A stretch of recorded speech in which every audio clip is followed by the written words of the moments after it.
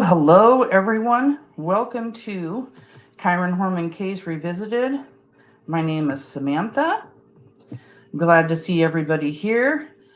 I'm going to introduce my partner here, Leah. Hello, everybody. So this live is Dede Spicher Gardener or child killer. I know that's a very blunt statement, but I think I'm going to have you guys asking yourself the same question by the end of this live. Mm-hmm. Good way to put it. Oh, where'd you go, Kaylia? Your face ain't up there. Uh-oh, I don't know what happened. Who knows? Can you still hear me? Yeah. Okay. I'll remove you and add you back and see what happens real quick. Nope, no face. Oh, well. So, yeah, we got people in here. That's amazing. We love seeing people here. Yes, thanks for joining us, everybody. Welcome. Hope you're all having a great Friday the 13th. Right, I know. I was like, oh my gosh, it's Friday the 13th, and we're like doing mysterious work here. That was kind of cool. Yep, it just worked out that way. Yep. I encourage everyone to, comment, ask questions. We are here. If we don't get to your questions right away, we will get to them. I always go over the questions. Kaylee is really good at answering questions by typing to you to answer your questions since our live is going. But yeah, I don't know if everybody know who Dede Spicer is. So let me tell you. Dede Spicer was Terri Horman's friend, and they met each other in 2003 at the Edge Gym in Beaverton, Oregon. Dede was 43 years old when Kyron disappeared. And on the day that Kyron disappeared, she tweeted, "This is my friend's child. I know him. It's so scary."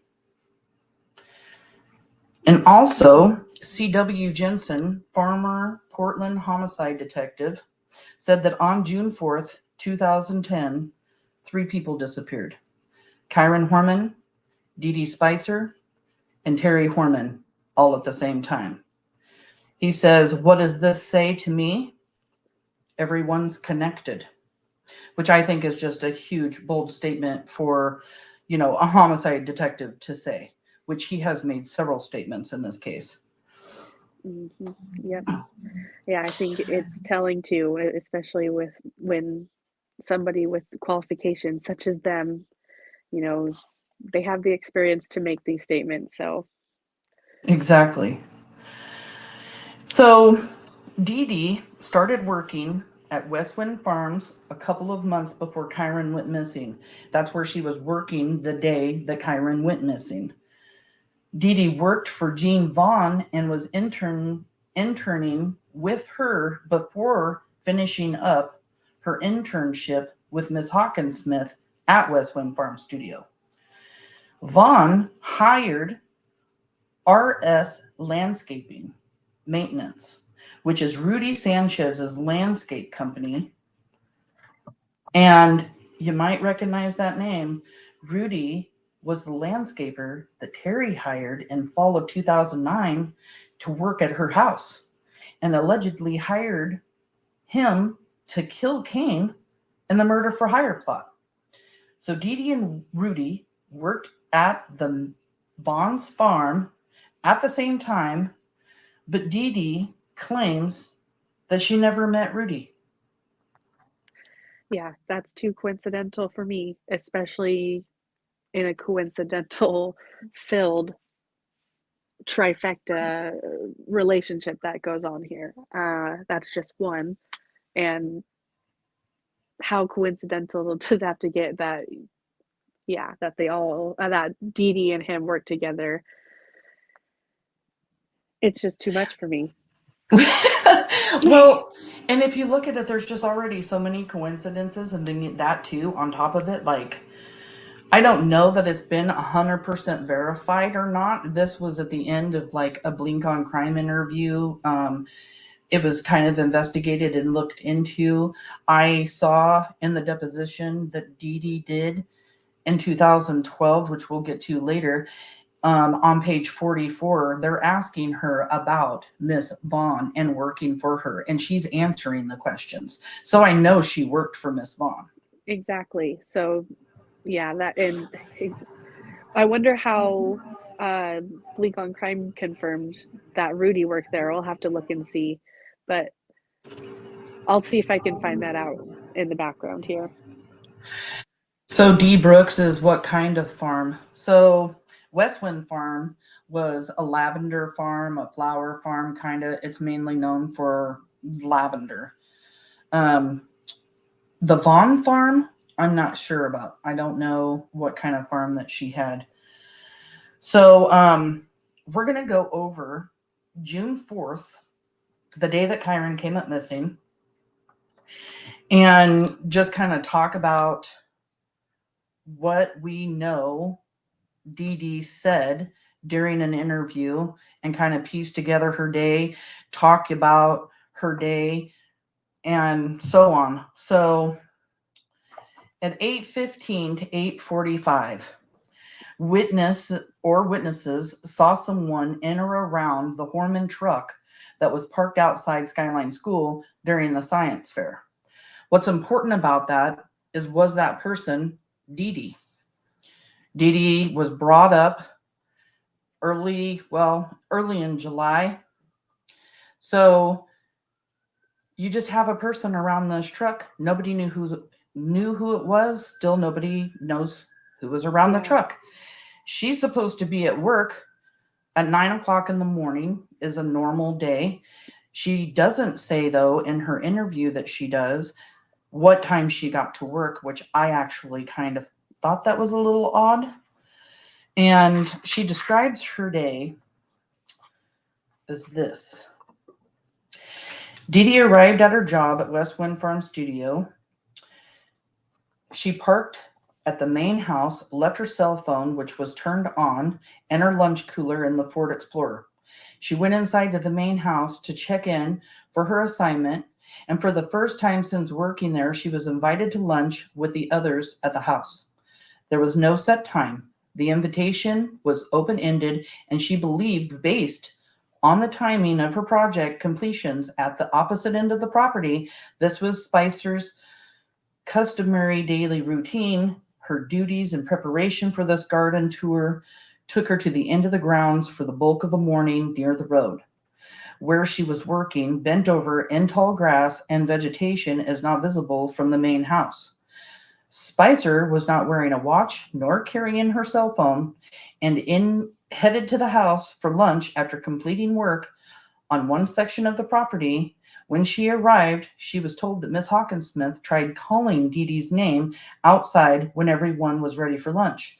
When Dede didn't respond and could not be seen from the main house, Miss Hawkinsmith also called Dede's cell phone. Spicer said she apologized and explained her project's location and status, and then sat to eat. And then Dede says that she resumed her workday. So let's just talk about this. She goes inside. She talks to Mrs. Hawkinsmith. Mrs. Hawkinsmith gives her duties for the day. She's led to the far end of the property nearest the road. Lunchtime comes. They're calling her on her cell phone. We know that. We know that her employer and her and other employees were calling her name. We also know they walked the property and no Dede. Yep, and just like she confirmed to herself, Miss Hawkinsmith gave her the project at the opposite end of the property. She knew where she was supposed to be located. Yeah, so why couldn't Miss Hawkins-Smith find her? Why couldn't anybody? I mean, here you have this employer who, you know, wants to find her employee. She could be hurt. She could be getting stung by bees. She could have fallen in a hole. She could have had a heart attack. Anything could have happened to her. She's responsible for this employee. You can't tell me that they didn't go out there, look for her. Like, they're going to look for her. They did Right. not find her. Exactly. And I also know we'll get to more of the interview, but I'd also like to point out that later on in the interview, she does say that a witness saw her. So how is the witness going to see her but not Miss Hawkinsmith when Miss Hawkinsmith is looking for her? How is some random witness going to be able to see her? I think that's a bizarre statement to throw out, if you ask me. I mean, it just contradicts the fact that your boss who gave you the assignment where to go couldn't find you, but some random witness that you're trying to vouch for you claim saw you. To, you know, I don't know, it's giving yourself some false credibility, if you ask me. Well, yeah, and there's also a witness that says they saw her come back onto the property at 1 o'clock, and there was a witness that saw her leave. No details in that I have ever read of what time they thought that she may have left. You know, it's been spoken about that she was missing from 10 to 1 p.m. It's been mentioned that she was gone from 11:15 or 11:30 to 1 p.m.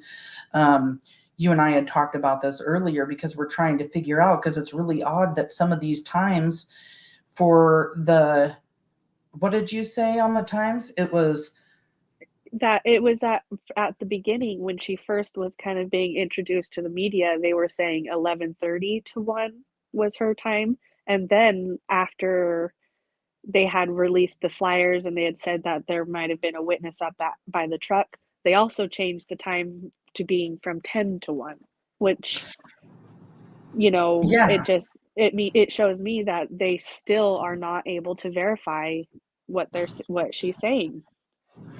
right. And then we'll get to the flyers later, but I mean, it talks in the flyer. Um, yep.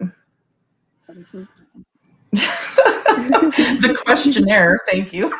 The questionnaire that they sent out with the flyer, it actually mentions a time between 9:45 to 1. So that's on the flyer. But Yeah, that's yeah, what it it's was. just Thank really you. crazy. I want to show everyone, I've got a video here of the property. Well, first, let's go over the map of the property. I would like to really go over the map of this property. It's a huge property and it's beautiful. There's a reason it was selected for that tour she Right. was being hired to work for. It was a beautiful big property. So look at this property. Look how big it is. The very next day, on the Oops. 5th, Oh, there we go. There we go. there is going to be the Tour of Beauty, which is an event that happens at West Wind Farms every year. You know, people were coming and going on the 4th to prepare for this. I'm sure whatever Dede was doing on the 4th had something to do with this. And, you know, it was probably an important task. So it just makes no sense that she wasn't found. And she's also saying she's working next to the road, which is also kind of like odd. And, you know, anybody could come, you know, she's left her car at the property and she's left her cell phone there. During this time, her car doesn't move and her cell phone is in her car. I don't know if that was a normal thing for her to do, to leave her cell phone in the car or not, but that's kind of strange that she's got Or her. yeah, or it's another coincidence. You know, just another Exactly. coincidence. Yeah, because while she's missing, her cell phone's sitting there at West Wind Farms. Terri, she's running around in the truck, pinging on this and that and everything. And you're just, you know, I've just asked myself, like, was Terri purposely out there pinging because Dede's doing something with Kyron and nobody can figure out where she is? Because she's left her phone behind. She left her car behind too. So that leaves you to question, like, how would she have gotten somewhere? And the mention of, you know, her brother's truck that looked just like Terri, or looked just like the Horman truck. Right. Exactly. Both white trucks. And I just want to mention almost this whole screen, not above Old Germantown Road, but this is her whole property, right? Like all the way down to where the Google sign is on the So bottom. where Old Germantown Road is, that entire loop area in the center, that's the main property. But all those trees and everything down below, I mean, it's like, what is it? Almost 70 acres worth of land Wow, there. yeah, that's I massive. mean, 40 acres of it itself is what they use. Part of it is part of like a conservatory, whatever. And, you know, you can't really get in there into those trees, which actually brings me to another point. Like, was law enforcement able to go in there? I'm sure with under the circumstances, they probably were allowed to search in there when they went up there to search. But yeah, this is just, it's a huge, huge piece of property. Huge. Yeah. And then we have, this is the distance between the red dot is the property she was working on at West Wind Farms. The other one up above is Skyline School. 10 minutes away. 10 It's only minutes. 4.7 miles away. And then, let's see. The red dot, again, is West Wind Farms. And the other location at the bottom, it says 20 minutes, but I'm telling you guys, I've done this in 15. When I looked this up, it was heavy traffic today, but that's where the 24-hour fitness gym is. And I always go back to this 24-hour fitness gym because Terri starts her day off at that second Fred Meyer's, which is right next to this 24-hour fitness. And she ends up in the same area later that day before she goes home. And this is how close it is to West Wind Farms. Was there a pickup or drop off somewhere in the area between that Fred Meyer's and the 24-hour fitness is a question that I'm always asking myself. It is very coincidental that she went there in the morning on her second stop and then ended up in that same area. When is that the one that the Magic Cleaners is at too? Is that the area that the Yes. Michaels is at? Yeah, So it's why did she literally even not need even to a go half to a the mile first one? away. So bizarre that was she just alibi planting at the first Meyer? I just don't understand. Yeah, because if she But knows she's got to go drop off dry cleaner and everything else at the second Fred Meyer's, then why'd she even go to the first one to begin with? I've always said that. Why'd she even need to right, go to that Fred Meyer's? But she did yeah, talk to a security guard in that Fred Meyer's and asked him where the medicine was. But what's funny about that is your local Fred Meyer's. That's the one closest to the Horman house. That's the one she went to all the time. She talked about buying medicine the month before, so she knew where the medicine was. It's like she talked to the security guard and asked him the question just so that the security guard would see her and right. have a little alibi that she was there at the store. You know what I mean? And then she gets the receipt and buys something else completely different. Yeah, exactly. And I still wonder what that is, what it could have been that she bought. And anyway, yeah, I do think that is a very plausible theory that it was a pickup and drop off point for something. Whether it Right. be maybe a truck, like you said, I don't Mhm. know. Maybe that's where the truck was parked, and because two white trucks in a Fred Meyer parking lot isn't going to draw a lot of attention. But Yeah, it just also, got to me, just the whole starts her day there and ends her day there. yeah, very, very interesting point. Very well could be one We've of got the theories. Jubilee. Oh, sorry. We've got Jubilee, just wow, and no arrest. And Death by Chocolate, hello. And oh, it's my Miss Pickles. I love to see you here. Hello, girlfriend. Um, she's like, I see it now. Oh, and you're already on there because you're good at all that multitasking. I love it. Telling people hi. So, and then the other point that I want to make with the location of West Wind Farms is, let me get to, okay, in a triangle here, black being the school, yellow being Old Germantown Road, where West Wind Farms is, the red dot is the gym. That's the triangle there. And then you also have, I always talk about the Newberry Road. People get tired of me saying it, but there was a reason she went to Newberry Road, because Newberry Road is right smack dab in the middle of the school and West Wind Farms. Okay. Where that dot is, where it says 9 minutes and then there's a little gray dot, that's exactly where the Forest Road, or the entrance to Forest Park, is, where Terri was seen.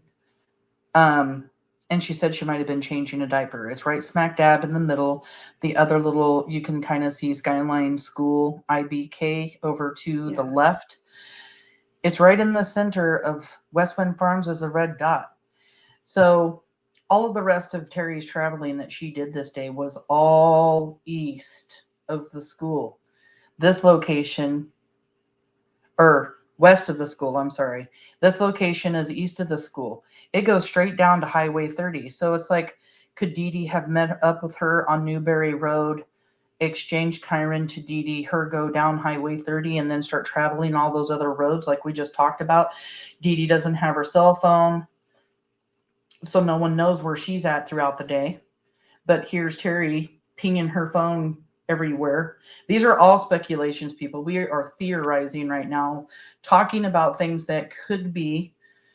And yeah, I've always found it strange that one sighting of Terri here on Newberry Road, it was just like right smack dab in the middle. And then also she left her phone in the car, but I still have a feeling like now that you made that mention of the theory that maybe they were communicating in a different form, I can't help but keep feeling that there was some other form of communication. Like, do you remember those Nextel walkie-talkie phones that everybody used to have? Like, maybe they had something like that. I don't know, but yeah, I mean, there's so different, but like we're already buying burner phones. We'll get that later on. But the question yeah, is, we knew we had them then. Did they have them this time? Nobody was, if they were working together during this time, there was nobody else, or maybe there was, maybe, Rudolph Sanchez or Jason Wishart, which we'll talk about later. Maybe somebody else was involved, but say they weren't involved with anybody else. Could they have had burner phones? Because one of the absolutely. ladies turned into law enforcement that she bought a burner phone. And that's how they all found out that the burner phones were even bought. So if they're working together and keeping their mouths shut, nobody's to tell on anybody about any burner phones this day. Yeah, exactly. And I mean, I just think who buys a burner phone in a missing child's case? That is it's just so peculiar. I know there was a third friend who did it, but whose idea was it? I would love to know. Just very, very, very, very, very suspect. Right?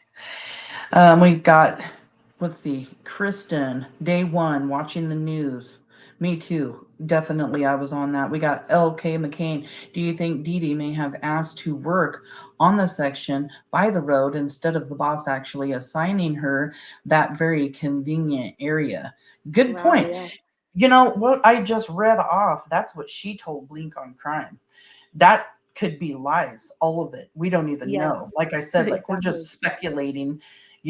This is one of the only interviews that she did early on. Or no, she did this one At all. actually later. Yeah, I But mean, it's one of the two, very few that she's given publicly, and like you said, I take the truth with a grain of salt because I just can't I can't trust somebody that may have hurt a child. There's just no way. Yeah. Especially when you start to hear what that interview says and how you actually think of it in a logical way. Does this make sense? No, it doesn't, but we'll get into that later too. Right. Patty Zimmerman here. She's like, I'm going to guess Terri is watching tonight. Terri, turn yourself in.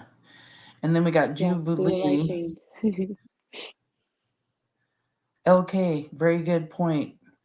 Kristen, I agree. We got Miss Pickles. C.W. Jensen has been on my many cases and is passionate about His job, yep, his he's really job. good.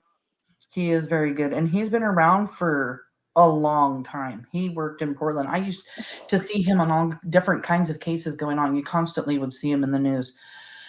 Yep, Tabitha, exactly. this is my oldest child right here. Only drug dealers are guilty. People buy burner phones.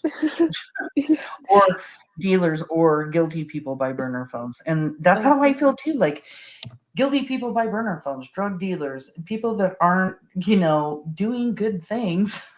Yeah, people that want to hide their communications by burner phones, and there's absolutely no reason for anybody in a missing child case to do it, especially the people that all went missing at the same time as the child who disappeared.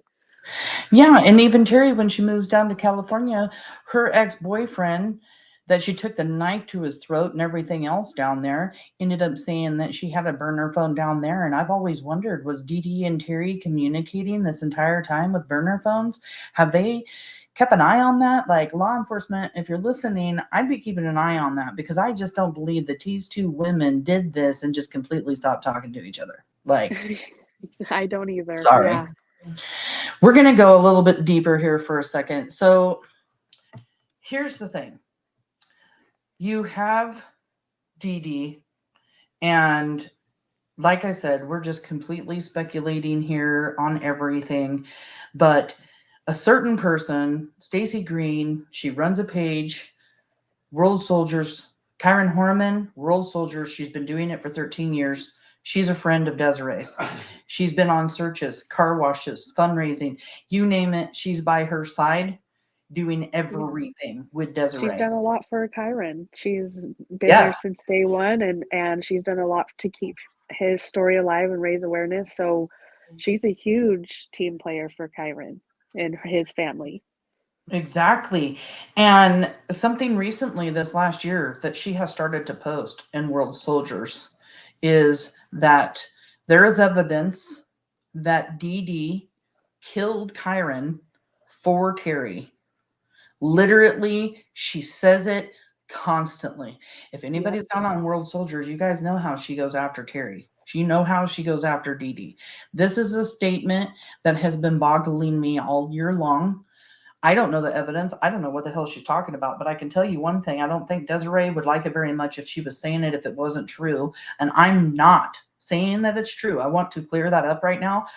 I am not saying that it's true. I'm just saying she is just so close to Desiree, and I can't figure out why that would be mentioned on that page.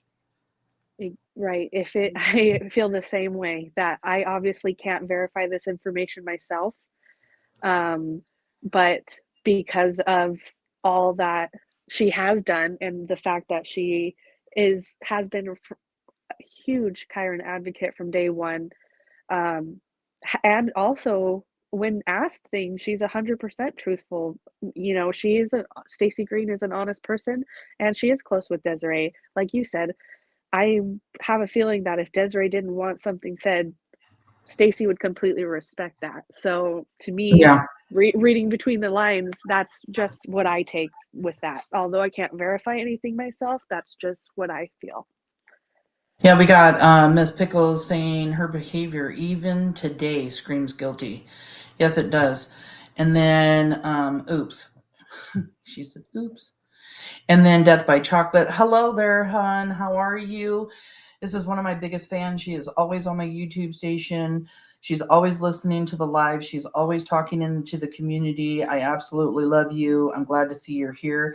I was just going to say something similar. To this day, she acts shady. And then my daughter, Tabitha, not to mention the person who starts lying from the get-go, are top suspects, which is Yeah. absolutely true. Anybody that watches true crime knows if you're lying, if you're changing your story, you're going to be a person of interest. You're going to be a suspect, even though they haven't been named. Either one of them, Dede or Terri, never named, doesn't mean that they haven't been looking into them. Because as far as I'm concerned, after looking into 500 people and not being able to count everybody out, I mean, they've continued to look at both of them. And I mean, it's not like there's a huge ton of people that the family is calling out saying you need to cooperate. It sounds to me like everybody else was cooperating, you know, whenever the police was asking them or going back to re-interview and all that. They weren't putting up a wall saying, nope, I'm done now. And I'm the closest person to him. Like that Right. just, it makes me upset for Kyron, but I digress. So Miss Pickles loves Stacy. We have Kristen. Hello. You take a knife to a man's throat and nothing. Yeah, Yeah. nothing happened to her. She is lucky. Let's put it that way. I can't believe how lucky she is, honestly. I mean, all the things that happened that year when between the restraining order with her ex, stealing the gun and being pulled over with the gun in her possession, when I started researching that, I mean, I heard that before, but I didn't know it was a year between when the gun went missing to when she was arrested. That's Yeah, they crazy. had to put a warrant out for arrest and everything. She's just like gets away with it all. Kristen's like, wow. And then we got a heart comment, casual wine. Oh, wow. Yeah, everybody's just like, wow. And Death by Chocolate. Hello. Love all of your hard work and dedication. Thank you so much. We're trying. We're definitely trying. I'm going to stop with the comments for a minute. We're going to get back to Dede here. I have, let's see. Oh, wrong piece of paper. Hold up. So to get back to Dede, it is also something that I find crazy is that law enforcement takes Dede back up to the farm at West Wind Farms and says, okay, we're going to do a reenactment. And then Kaylia found in the interview that it says the first reenactment or something like that. So we're wondering if there was like more than one where Yeah. you have, you know, she's up there on the property, law enforcement or whatever is going up to the house. I'm pretty sure law enforcement was probably standing next to Dede too, because they're wondering, you know, can we hear this? So Dede, of course, hears it, doesn't know why she didn't hear it before. Well, maybe it's because you weren't there. That's what I'm kind of guessing. That's my opinion, because it just doesn't make sense that they looked around and you weren't there. But, you know, she didn't say yes because she was just being honest and wants everybody to believe her, whatever. She said yes because she's got law enforcement standing right beside her and they just heard that Yeah. holler and they're saying, excuse me, you heard that, right? Like, Yeah, there's no denying it. Like, oh, what? Oh, I thought that was the wind. No. right? No, she heard it And and they heard it and like you said, the interview says during one reenactment. So again, it leads me to believe words matter. Not she didn't say during the reenactment. So yeah, they probably right. were hounding her to get this down. And it like I said, I just go back to the fact that she's over here claiming in the same interview that a witness saw her, yet the person that gave her her duty that day could not find her, was looking for her, went out looking for her, called her phone, couldn't find her. That just is bizarre to me that she's trying to lie like that, in my opinion. Yeah, I mean, yeah, it just doesn't make sense. I just really feel like they did a good job of searching that property. And I mean, they must have thought something was up. I mean, this woman, Miss Hawkinsmith, she's paying Dede to be there. Can you just imagine not finding her? Like, okay, she's fired. I pay that lady some money to be here and she ain't here. What the hell is going on? Kyron Horman hasn't been said to be missing by now. She doesn't have a clue about any of that. She's an employer now, probably pissed off that her employee isn't there working and doing her job. She's got this huge event coming up the next day. And, you know, talking about that huge event, you got stuff going on. They're going to be putting up tables. They're going to be making like lavender baskets, lavender pots, flower baskets, and this and that. So I would assume, quite a few people were there. So you can look at it as Dede took advantage of the day. There's going to be a lot of people up here today. This is the perfect day for me to disappear. And then you got Terri Horman. This is the perfect day for me to disappear because the science fair is going on. I'll just throw that in. And then you can also look at it as there were a lot of people there on that property that day. Why didn't anybody see Dede? And the funny thing is when they did report her missing that day, the choice of words that they used was abruptly. So it sounds like at some point she was there and abruptly they noticed her, she wasn't. And it's like, I don't know why that would have been a choice of words either. Instead of just saying she was unaccounted for during this time, they said she abruptly left. That's kind of an interesting statement that floated around. And I mean, time will tell, but yeah, I definitely, it's again, too many coincidences for her Absolutely. for all this to play out and then her to actually have been there. Like, it's just too coincidental. I hated it. So Desiree Young posted on our Facebook, this article is completely biased and doesn't take into account any of the evidence or police information. The property owner not only yelled for Dede, she also called her several times on her cell. And then several employees searched for her on the property. No one could locate her in addition. Several eyewitnesses' accounts of Terri and Dede together blocking someone's driveway on Old Germantown Road during that time, they were unaccounted for. They were unloading stuff from one truck to another. And I'll stop right there for just a second. Like, unloading stuff out of one truck to another. To another, I get another truck. I don't know why. I just feel like from one truck to another truck. Like, it doesn't say that, but that's what I get out of that.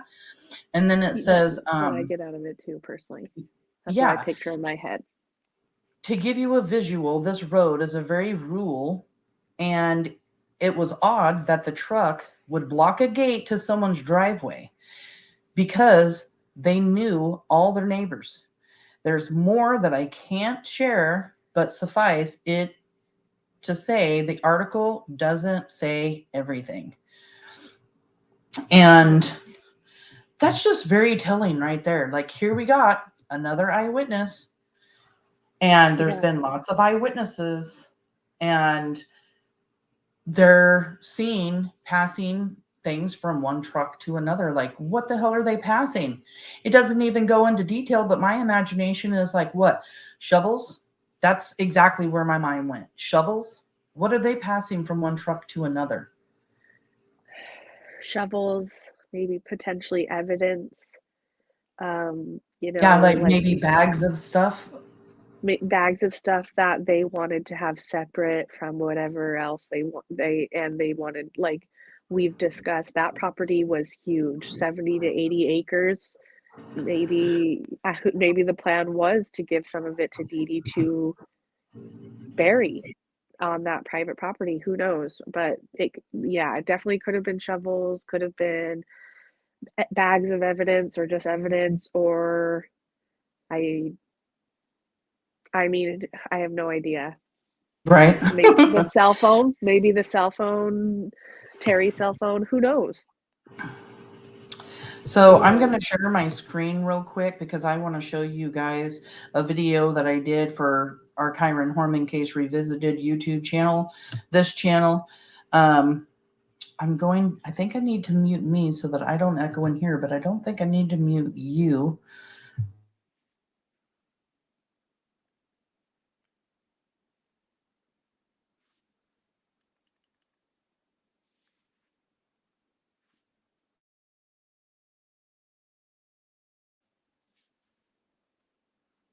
The video coming. I can't tell.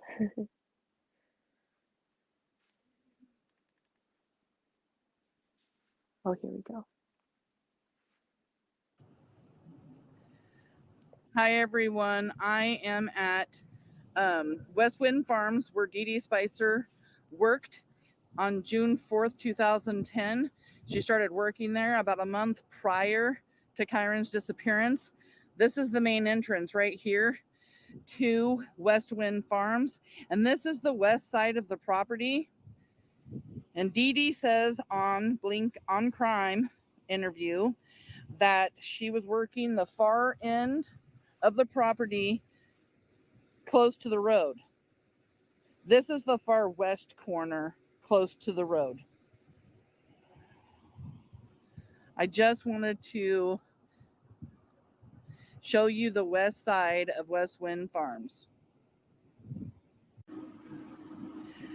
Okay, this is the main entrance to West Wind Farms, right here off of Old Germantown Road.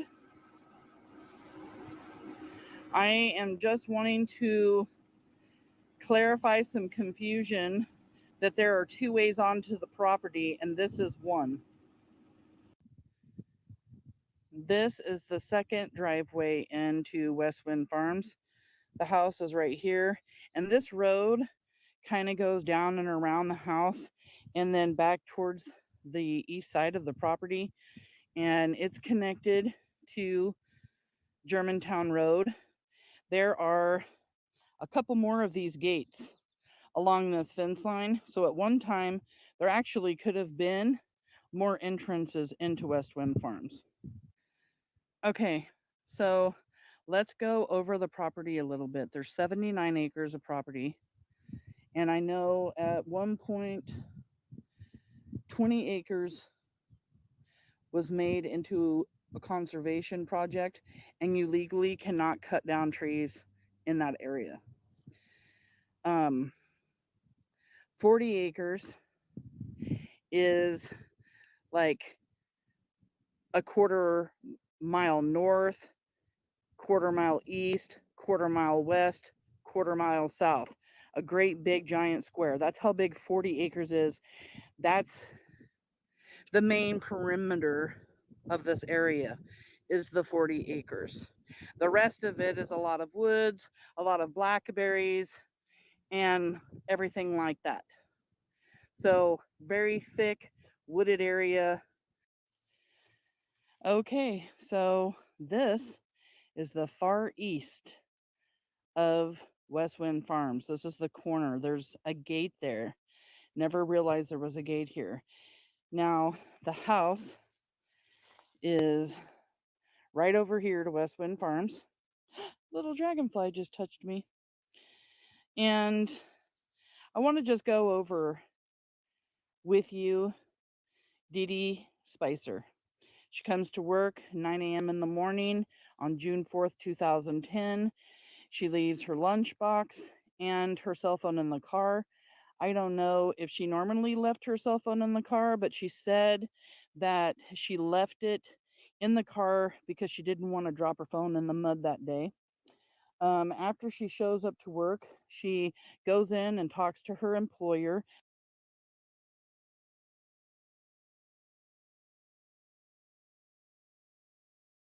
End of the property, close to the road.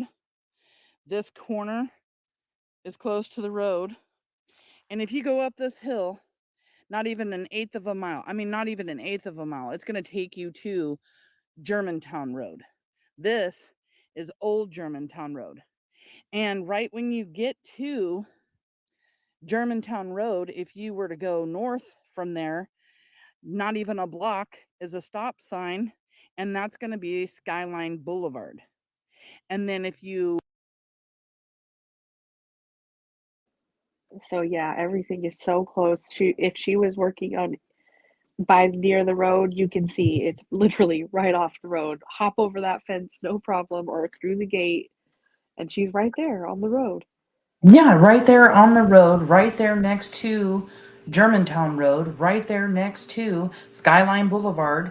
That is the direction that you go to get to Newberry Road or the school. I mean, it's just Yep. insane. Another coincidence again. Just wow, how perfect for you to be that close to the road. Like, just crazy. We have Tabitha. I have step parents, and I know how devastating it would be to both of them if something were to happen to their child. Yes, absolutely. Like, and neither I don't know. I don't get it. It doesn't act like either one of these women care enough to do the right thing for Kyron. And we'll get more into that when we talk about grand jury and the deposition. And we all know, if you're a regular person following this case, about Terri Horman and her lies and the things that she has done to straight up control the narrative. Yes. We've got Miss Pickles. There is no reason for Desiree to lie about anything. She wants her baby home, and that is true. Kristen, why wasn't this all a red flag? Oh, I think that yeah. they are. I think the police are definitely on to them, and there's a reason why they both lawyered up and they put their interests over Kyron's, because they can't stop incriminating themselves because they're guilty, in my opinion. And that's why that's why it is a big red flag. It's just unfortunate that, I hate to use the word lucky again, but if they pre-planned this, they did a really good job. And yeah, and then you have Patty sitting here saying that it could have been clothing that they had earlier during the day that they could have been passing. Like, that's a really good yeah, assumption there. yeah, Very good thing to exactly. point Some out. kind of evidence, clothing, just, yeah, there could have been any possibilities of them moving from one truck to the other. And like you mentioned, Dede had access to a truck that looked identical to to Kyron's dad's truck. They were both Yeah. white F-250s. They looked Both of them identical. brand new. I mean, yes, they were like completely identical. Jubilee, did her vehicle stay at the farm? Yes, it did. And so either someone would have had to come pick her up, or Dede could have walked up to Germantown Road and gotten picked up. She could have walked. So on the corner of Skyline Boulevard and on the corner of Skyline Boulevard and Germantown Road, there's this little parking lot. They actually turned it into like a little search command center at one point when they were searching up there. So it's quite big. She could have went up to that parking lot. She could have had a vehicle parked in that parking lot and left in it. She could have met somebody in that parking lot and left. Yeah. Just the way she was, Tabitha, just the way she was acting, said she was acting for a stepmom whose kid is missing. Right, exactly. That's what everybody has said from day one. Even Kyron Horman. I had to delete the video that I posted on the group the other day. I'll repost it, but in the video I posted recently from 2020, where Kyron Horman is talking about this on HLN Real Life Nightmares, he even said everybody else is trying to clear themselves, doing everything they can, and you're the only one who's not. You're clearly not. And he's talking about Terri. And so from the beginning, they were asking her, why is it so hard for you to do this for your stepson? From multiple people have said that from the beginning, she wasn't interested in helping, really. Yeah, and then don't forget about the Jim Kelly sighting too that day. There was a woman in a truck down Jim Kelly's road that is right around the corner from the Horman house that is seen there at 3 p.m. in the afternoon. And we know that's not Terri, because Terri is at home and she's getting ready to go down to the bus with Kane and the baby. And at 2 a.m. in the morning, late that night, early the 5th of June, the truck is seen down there again. And what is crazy about this, and you guys can go over and watch it if you haven't already, the white truck and the woman in the truck, one of our lives that we did, because of a bunch of sightings of a woman in a white truck. But what's strange about this particular sighting is he says maybe a few people a year go down to the end of his drive that are lost or whatever and turn around. 2 times, same day, the days Kyron come up missing, around the corner from the Horman house, a woman is in it. It's a truck. We know Dede has access to her brother's white truck. Could this have been Dede around the corner with a burner phone needing reception, or one of those walkie-talkies that you're talking about needing to get close to the Horman house to have some kind of reception? We also know What was the name of that video that you posted from HLN about? Yeah, HLN Real Life Nightmares episode that they did on Kyron. And what did they say about Terri? That Kane said that when they went down to the bus stop, as him, their daughter, and Terri were walking down, she said she forgot something and she had to go back up to the house and then came back down and met them down at the bus stop shortly after. So I don't know how much time elapsed between then, but what would have been so important, or what could she have forgotten if, see, this, this is, I wanted to talk about this. I'm glad you are bringing it up here so we can talk about it for a second. She forgot something. What could have been so important? And when Terri goes on to give her interviews in 2016, she says that she didn't have her phone on her. She had to use the bus driver's phone to call the school. Oh, you're right. Kane says the bus driver, or I don't know if Kane says no, I think Kane says the bus driver called the school. I don't think he says Terri used the bus driver's phone, but Terri says that she didn't have her phone on her. She had to use the bus driver's phone. So what did she forget? What was so important that she had to leave and walk back up to her house for? Was she making a phone call to the lady that was sitting in the truck out front of Jim Yeah. Kelly's house? With her burner With a phone burner or her phone? walkie-talkie? Exactly. Something? Yeah. 3 p.m. that day, a half an hour before Kyron's about to get off the bus, and the person, or Terri, oh my God, had to call you. Is everything done? Did we do what we were supposed to do or whatever, and have this short conversation on top of freaking out like, okay, he's getting off the bus in like a half an hour. Everything's about to go down. Yeah. Right. And we, again, do not know if that was Dede Spicer down there. We are, coming up with our own theories and stuff here. It could have been, it could not have been. It could have been somebody else. But it is very coincidental, once again, that there's a woman seen in a white truck that we know is not Terri, sitting down a road. Right around the corner. Right around the corner. Right around the corner. I've even done a video on it. It takes me less than a minute to drive from 8th Avenue down to Sheltered Nook Road, like less than a minute. It's right around the corner. Let's see. So yeah, I kind of showed everything for, you have anything else to talk about for like June 4th? Let me just see my little. Yeah, I'm looking at my notes and I'm not really seeing anything. Well, yeah, what's funny is, again, I just am so curious about Rudy and Dede working at the same farm together, and how Dede says she never met Rudy, but how that's so coincidental. And he also was a landscaper, and he also may have had access to white trucks too. You're right. White trucks are very common in that line of work. So that's another speculation about the white truck that I did have note here that I wanted to bring up. Yeah, I've always wondered too if they looked into Rudy Sanchez's day on June 4th. Like, where was he and what was he doing? Did he have a solid alibi? And the other thing about this day too is I cannot for the life of me, like, Dede tweets. I'm going to go back. Dede tweets the same day that Kyron comes up missing. I have been able to confirm that. But she tweets, "This is my friend's child. I know him. It's so, so scary." What goes through my mind is, what time did she tweet that? Curious minds want to know. Like, I just want to know what time she did that. Was it right after he came missing? Was it a couple of hours after he came missing? Was it late that night when he came up missing?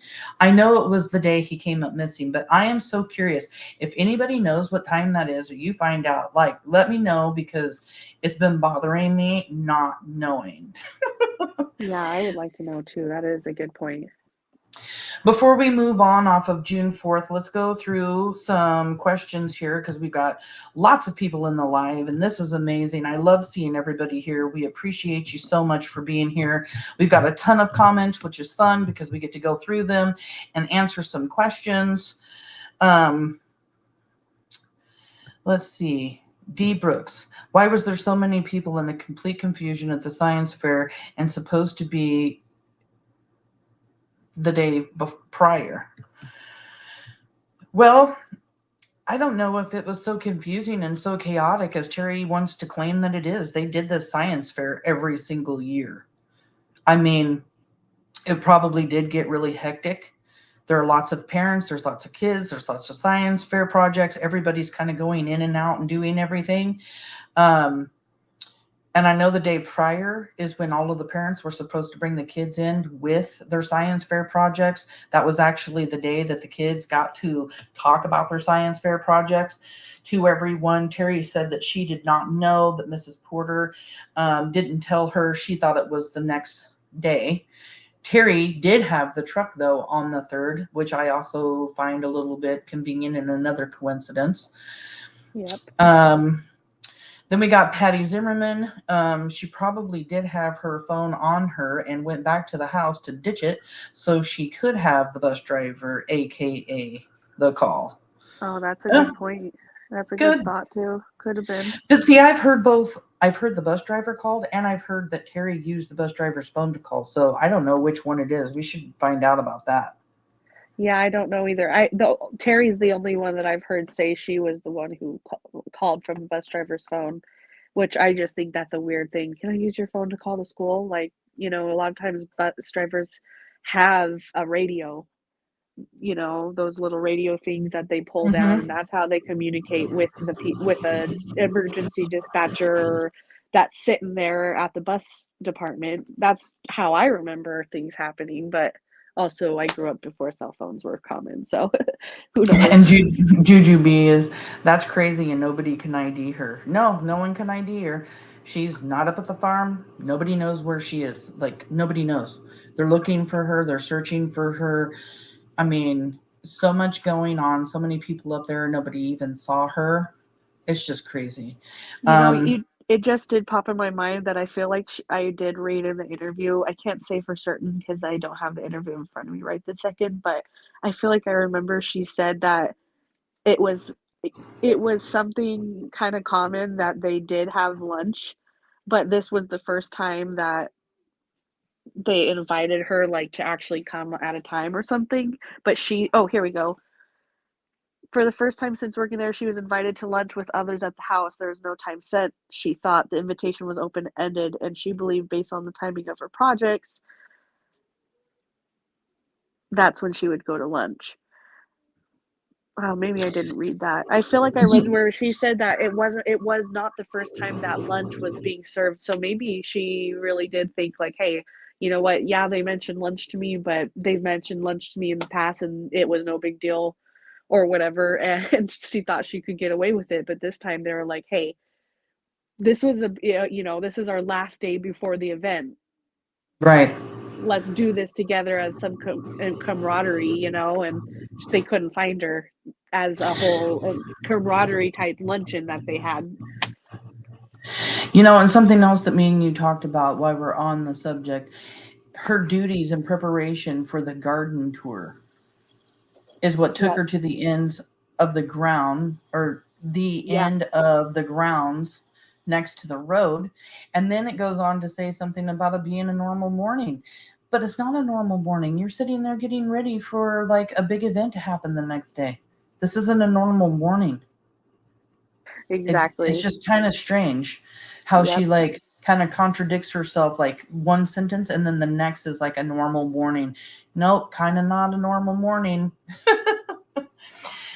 So after June 4th, Terri, the flyer of Terri, the truck, and Kyron comes out on the 18th of June.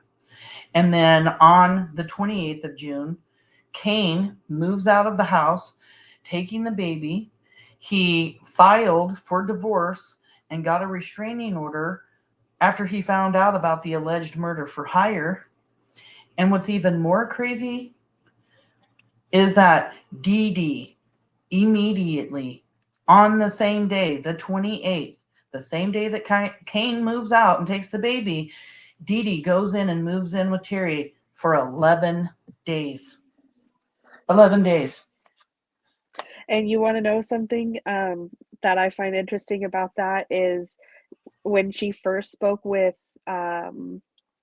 People magazine, she said that Terri's mom, or her parents, Terri's mom, they had asked Dede to stay with Terri because they were Yes. worried for Terri. But in her interview, she says it was Terri who texted her saying, "I need you now." And she Well, didn't. So which one's the truth? Was it Terri's mom who asked you, or was it Terri texting you, "I need you now"? Because those are two totally different yep. When we were stories. talking about this earlier, I actually almost mentioned that I had read, and I'm glad you found it in People's Magazine, that I had read somewhere that it was Terri's parents that got a hold of her and asked her to go spend those 11 days with her. And then, yes, in the Blink on Crime interview, she says that Terri called her, "I need you." I need you? Why do you need her? You need her at the house so you guys can talk about what you guys are going to do. The house is empty, but let's just go on. One more day, a day later, guess what happens? On the 29th or the 30th, burner phones are bought. Oh, that's when they're bought. Burner phones were bought. Let's get to this because this, why the hell do you guys got burner phones? What do you guys need to talk about that you guys can't just talk about? What don't you want law enforcement to know? It doesn't make sense. Yep, and she also said in that People magazine interview that they would go outside to have conversations. That is extremely bizarre. Tell me one person that you know that would justify that. That is bizarre. What do you need to hide when you guys were all missing at the same time that Kyron went missing? Like, Yeah, I have something written here. It says Dede and Terri went to great lengths to conceal their conversations from the prying ears of law enforcement. Dede and another friend of Terry's used cash to purchase disposable phones. Dede even told People magazine that she and Terri refrained from talking, presumably, about Kyron's disappearance inside Terry's house because they felt they were under surveillance. Am yep. I the only one wondering what they were talking about outside that they didn't want those pesky investigators to hear? Is what this person writes. Any conversations that we wanted to have, this is Dede, any conversations that we would want to have, we'd go outside into the yard. When we were in the house, we talk about the kids. We talk about her marriage, talked about her family. Dee Spicer in her interview with People magazine, like that's what she said. Stoy in her interview with Dede, you bought a prepaid phone after June 28th and never had one before that. I had read that you or someone else purchased them the day of or the day after Kyron's disappearance. Spicer says, "No, I purchased one prepaid phone after Terri shared the info from her meeting. According to Terri, she had a meeting. Her attorney said something like, you guys better be careful. They could be bugging your car. They could be bugging inside of your house." I found out all of this information when I did a live with Brooks from Crime Lines and Lies. And yeah, there was a meeting, and this attorney, I guess, is telling Terri, and I don't know if this is another one of Terry's lies, saying that, everything could be bugged, to be careful. The way I'm going to look at that, though, is like, I'm not going to be careful. I ain't got nothing to hide. I'm not even concerned about it. Right. But she said, Exactly. shared from the meeting in my own name, either June 29th or the 30th.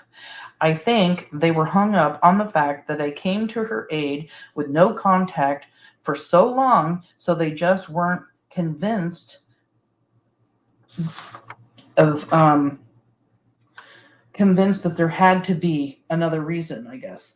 Because it was said that Dede and Terri hadn't seen each other since Terry's Her birthday. birthday. Yeah. I can't remember what month that was. I meant to write it down earlier, but I I have a feeling, I believe it was March. yeah, I think I you might be right. I think it might March have been of that March. year, Kane did a birthday party, and that was the last time they had seen each other. But I find it interesting that it was, again, or very convenient, coincidentally, it was Dede who came rushing to Terri's aid, and it was Dede who Terri or Terri's parents supposedly reached out to when Terri was having other friends speak on her behalf to national TV. How close Right. can you get to somebody to allow them to talk on your behalf to national TV, such as her friend Jamie F., who gave full-on interviews with national networks on Terri's behalf? Why didn't she come stay with Terri or help her through that extremely hard time? It was Dede, and Dede again was gone at all at that same time. It is just too coincidental. And during that 11 days, she's acting like she's like Terry's chauffeur, driving her around, taking her to all of her appointments and everything else. And then let's not forget, during this 11 days, there is sexting going on between Terri and Michael Cook, who is a friend of Kane's. And they've known each other for a long time. And there's a bunch of texting going on. I mean, this sexting stuff was ridiculous, and I'm not even going to go into it. I didn't even write down one damn thing about it because it just flat out embarrasses me to even talk about.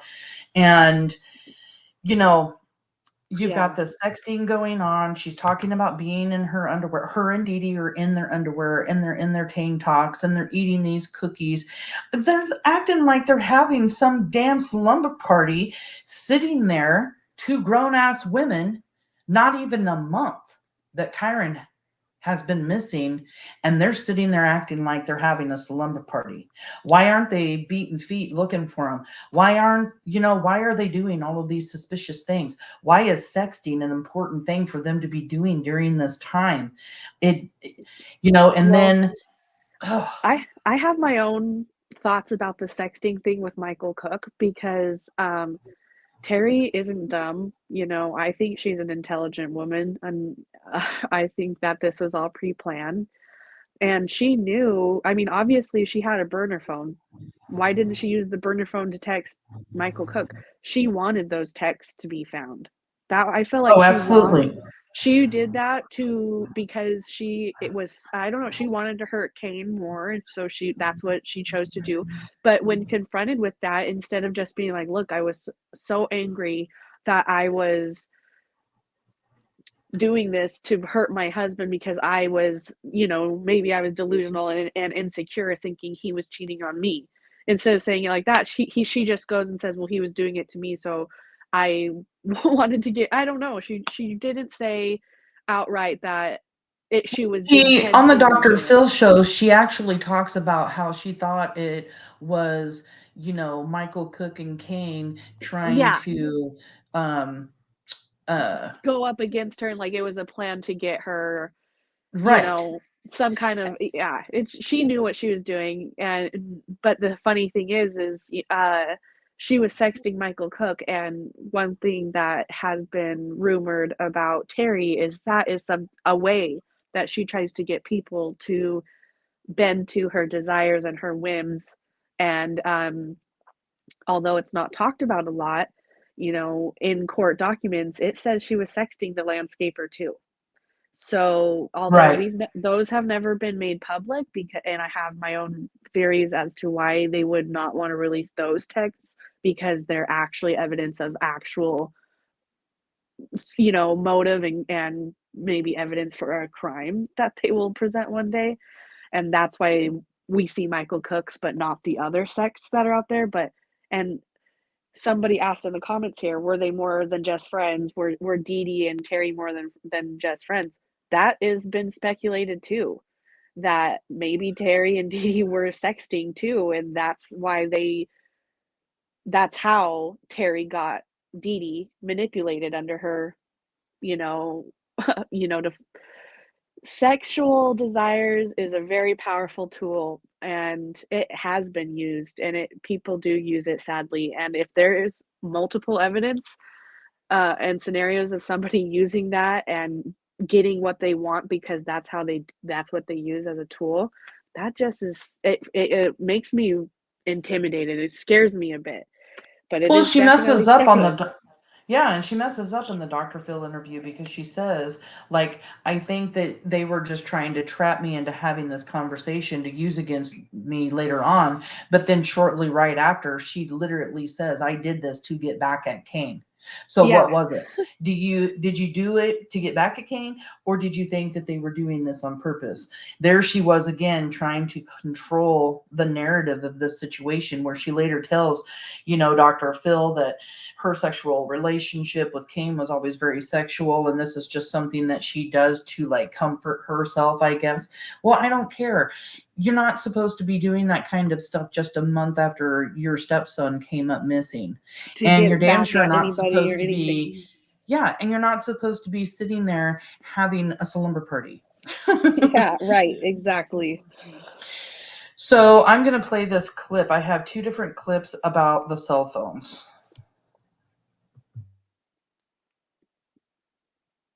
For Deb Knapp tonight, K2 uncovers new details about cell phones purchased to help Terri Horman communicate with two of her closest friends after Kyron Horman disappeared. On your side, investigator Anna Song is live at the Multnomah County Courthouse now with this new information. Anna, you've also been monitoring grand jury activity again today. I have, Steve. At least two more witnesses showed up today, but we also learned today how Terri Horman and two of her friends tried to have private conversations because they felt at least one of their phone lines had someone else listening in. Rounding out day 5 of grand jury testimony in the Kyron Horman case, a close friend of Terri Horman answered her subpoena, one of several friends who had her home searched and who underwent polygraph testing. Also appearing before the grand jury, Ben Kiefer, the principal of Skyline School, where Kyron was last seen touring classrooms with his stepmother on June 4th during the science fair. Both spent roughly 2 to 2.5 hours with jurors before slipping out the back door of the courthouse late Friday afternoon. K2 News has learned the role prepaid cell phones are playing in the case. Multiple sources tell K2 News in the days after Kane Horman moved out, Terri and two friends stayed in communication using such phones. At least one of them was purchased by Dede Spicer, another by a second friend from an electronics store inside the Lloyd Center Mall. The friend admits to me she used a fake name to buy the phone. She says they were simply trying to have some privacy as they tried to help Terri find an attorney and felt their conversations were being monitored. As a practical matter, she says they also needed phones with AT&T coverage since their Verizon phones didn't have service at the Horman home, where they were all spending considerable amounts of time. What remains unclear is why two additional prepaid phones were purchased at another store in downtown Portland the next day, under the same fake name the friend used to buy hers at Lloyd Center. She tells me she knows those phones were paid for in cash, but she did not purchase them. And just to be clear, that friend did tell me that the phone she bought from Lloyd Center was for herself to use, not Terri Horman. And something to keep in mind, wiretapping is a tool available to investigators so long as they get a judge to sign off on it, and as long as they have exhausted other investigative means in the case. Simply having a prepaid cell phone does not avoid a wiretap. Investigators can tap any phone line, a cell phone line, a landline, or otherwise. Reporting live at the Multnomah County Courthouse, Anna Song. The friend used to buy hers at Lloyd Center. She another store in downtown Portland the next day under the. It is so strange to me right here that they say that another cell phone was bought at a different store in Portland using the same fake name, bought in cash, but she's saying it was not her. And Dede says in Blink on Crime she only bought one burner phone. So who bought the other cell phone the next day, or the burner phone the next day? Yeah, They had to right. go somewhere else. Somebody, like, did Terri do that? I don't think so. Terri had already been under so much suspicion. I think her face was plastered everywhere. I don't even think that she would get away with it without someone calling law enforcement. My personal opinion. But yeah, somebody went and bought it. Like, did Dede do it twice? Is she lying about only buying one? Or, here we go again, was there a third person involved in Kyron's disappearance? Or was this just Dede and Terri? Or was it just Terri? You know, like our live says, gardener or child killer. we're seriously going to have yourself asking yourself this question by the time we're done with this live. You And know, then also, I think it's interesting that they even mentioned the AT&T service because Verizon didn't get good service there. It just, again, like that could either be a convenient excuse or, like we said, there was a reason that they wanted something with service to be able to talk to in that area. I don't know. I now that that's in my brain, I can't let it go. I have here in my phone too. I ran out of room and stuff on my phone. And I actually have a screenshot. Where is it? Because I thought it was kind of interesting. While you look for that, I'll read these comments. Tabitha says, "Well, duh, you're under surveillance, you're suspects, and if you didn't have anything to hide, why burner phones? Why stepping outside for conversations? This is how guilty people act. Common sense." And yeah, totally agree. People, it's common, right? You hear this all the time. People who have nothing to hide nothing, especially when there's a missing boy involved. I mean, they're acting like they know what happened to Kyron. In my opinion, they're the only ones who are not wanting to find him and do everything they can to have his disappearance resolved. And to me, that speaks volumes because they know what happened to him. So, and then Juju B says, under a fake name, that's suspicious. Yeah, they were obviously trying to not have this come to light. I really do wonder whose idea it was. Who was the first person to suggest this out of this friend group? And that's one of the reasons why I'm trying to find the screenshot, because Terri actually posted about it saying that she had nothing to do with the purchase of the burner phones. She didn't have anything. It wasn't her idea, so on and so on. But right now I can't find it. But I had to delete a bunch of stuff from my phone because I was running out of room earlier. I also have the cell phone thing that Bruce McCain mentions. Let me pull that up here. Skyline School over the weekend.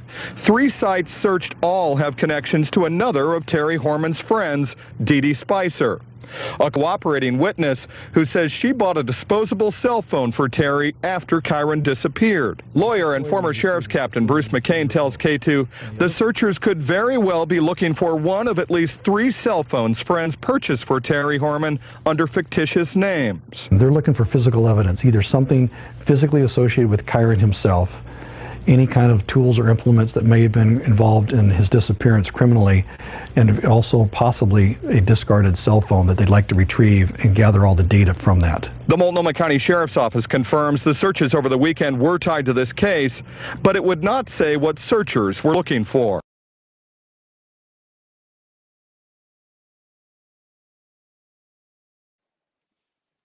See, that makes me wonder again if they ever did get the burner phones, because that came out a little later, like after Terri stopped cooperating with the investigation. You know, they found out because of the one friend of that trio that did come forward and say this happened, you know, but Right. So did they have burner phones on June 4th? yeah, and Is did the they throw question. them It away? just Like, makes me yeah, wonder. I don't put it past them because, like I always say, if they planned this, if Terri planned this, which I personally believe she did, why wouldn't she have thought of a burner phone or you know, some alternate way of communication so that way they could, like they say all the time, we didn't even communicate. We haven't talked to each other in months. Well, maybe that's Yep. just because it's not the main way you know, just bizarre. Yeah, her whole 11-day stay and everything about Dede in this situation is just strange. So we're going to move on to July 2010. Dede's name first appears in the media in July. And in the beginning of July is when, where don't I have that there? Where did that go? Ooh. No, that was August. Never mind. Sorry. I got myself confused.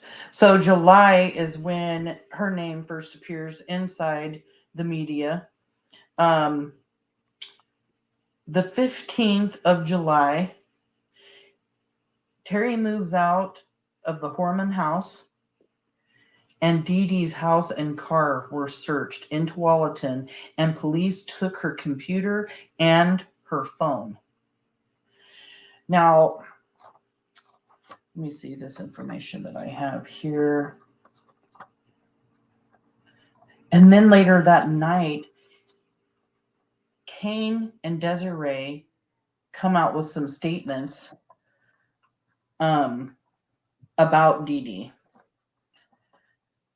Police investigating the disappearance of 7-year-old Kyron want to talk to his stepmother's best friend. Her name is Dede Spicer. In a statement, Kyron's dad and mom say she has been providing Terri with support and advice that is not in the best interest of our son. She is refusing to cooperate with law enforcement. She is also going as far as to suggest to others not to cooperate. Kyron's family even goes so far as to threaten Dee Dee with a lawsuit if we find out through the investigation that she has caused a delay in using or in us finding our son. We will pursue civil remedies in this matter. The day Kyron disappeared, Dee Dee tweeted, "This is my friend's child. I know him. It's so scary." And the Oregonian newspaper is reporting that Dede Spicher was seen by a witness leaving her job for 90 minutes or more. I don't believe in coincidences. So, yeah, I mean, here you have the parents are just like, hey, man, you stay over there for 11 days, chauffeuring her around, buying burner phones, giving her advice. This is not in the best interest of our son. Like, and if you do anything to hinder our son's investigation in any way, shape, or form, like, we're coming after you.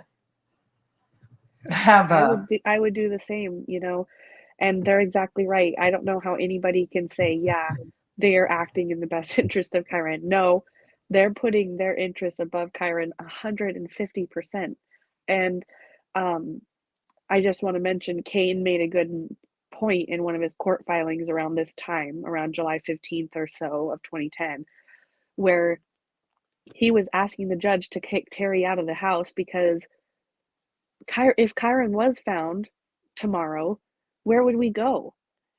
You know, it's not fair that she's in the house and I'm in some undisclosed location where if my son is found tomorrow, that's already we just need to be back in our own house. And I thought that also spoke volumes, that she also was fighting. She didn't want to get out of the house, and she finally agreed to it after they threatened her with contempt of court charges over showing the restraining order to Michael Cook, which she wasn't allowed to do, but I digress. She finally got out of the house, but that again is just another layer that they didn't care about Kyron. They wanted to stop incriminating themselves, and because, in my opinion, they're guilty, they can't stop incriminating themselves. So the next best thing is to protect each other and lawyer up and just shut up. Stop cooperating. Yep, exactly. Something else that I don't know if it's just my suspicious mind, but is it suspicious to anybody else that Terri moved out the same day that Dede Spicer's house was searched? Huh, that is a good point. It is very interesting. I don't know why she moved out that day. I don't know if, they gave her a certain period of time before she had to move out or something, but I'm just saying she moved out while they're searching the home of Dede, her car, and taking her phone and computer. And then, like Tabitha is saying, I didn't know they never found them. Wow. I don't know if they did find them, if they haven't found them or not. Here is a statement that I found very interesting by Desiree concerning Dede.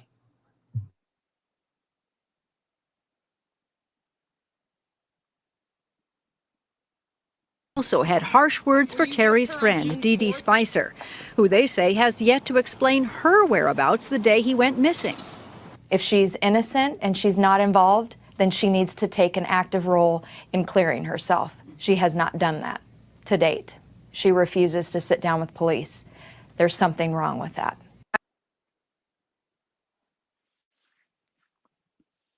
Agreed. Something wrong with that. I agree. Definitely something wrong with that. Yeah, I mean, and from what I can see, and we'll go over this even more later in the show, but like from what I can see, she wasn't cooperating at all. Let's remember, Dede lawyered up. None of the other friends that were involved lawyered up. Not the ones that were subpoenaed to go talk to the grand jury. Not the ones who also had their houses searched, which we'll also talk about. Dede lawyered up. Yep. And also, we'll get to the civil lawsuit eventually, but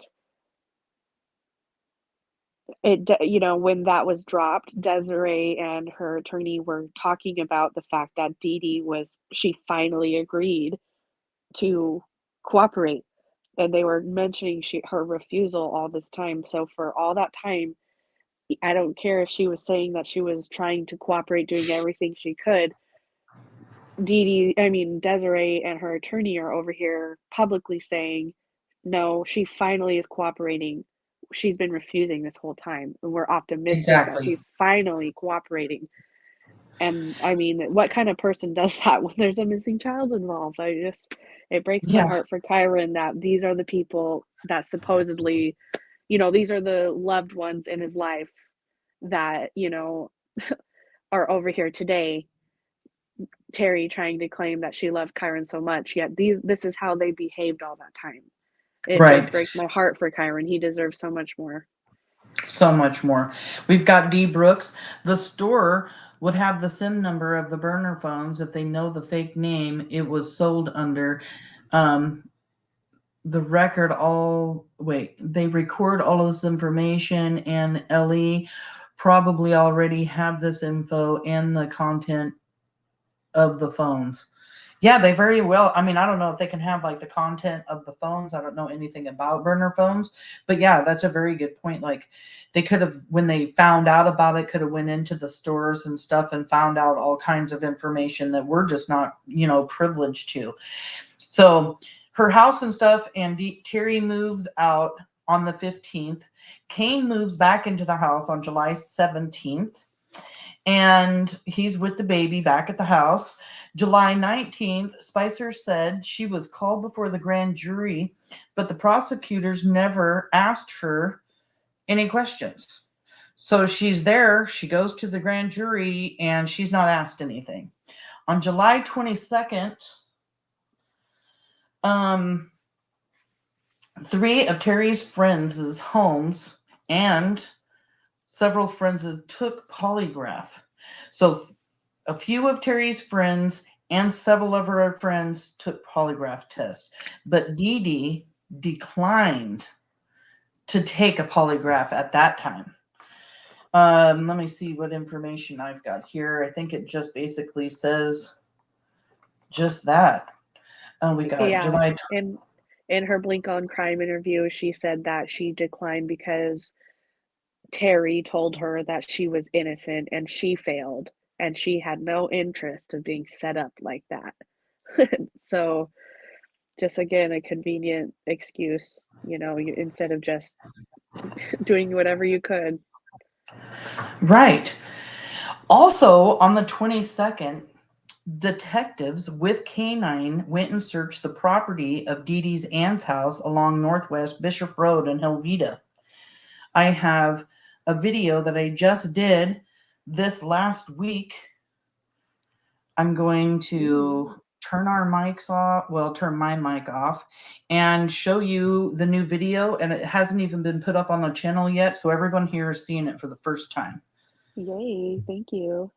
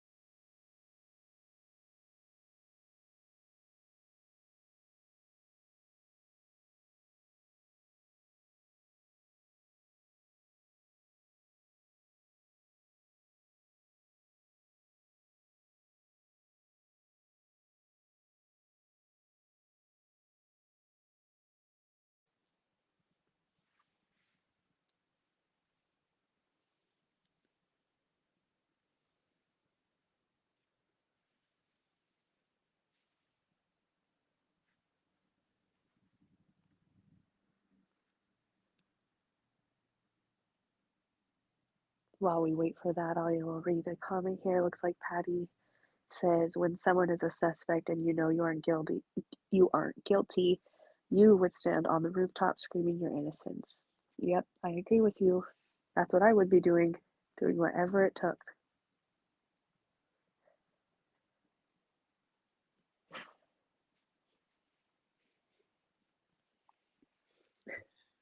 Sorry, you guys, I am having technical difficulties. I actually went over to YouTube to find this after I literally just told you guys I haven't downloaded it to YouTube.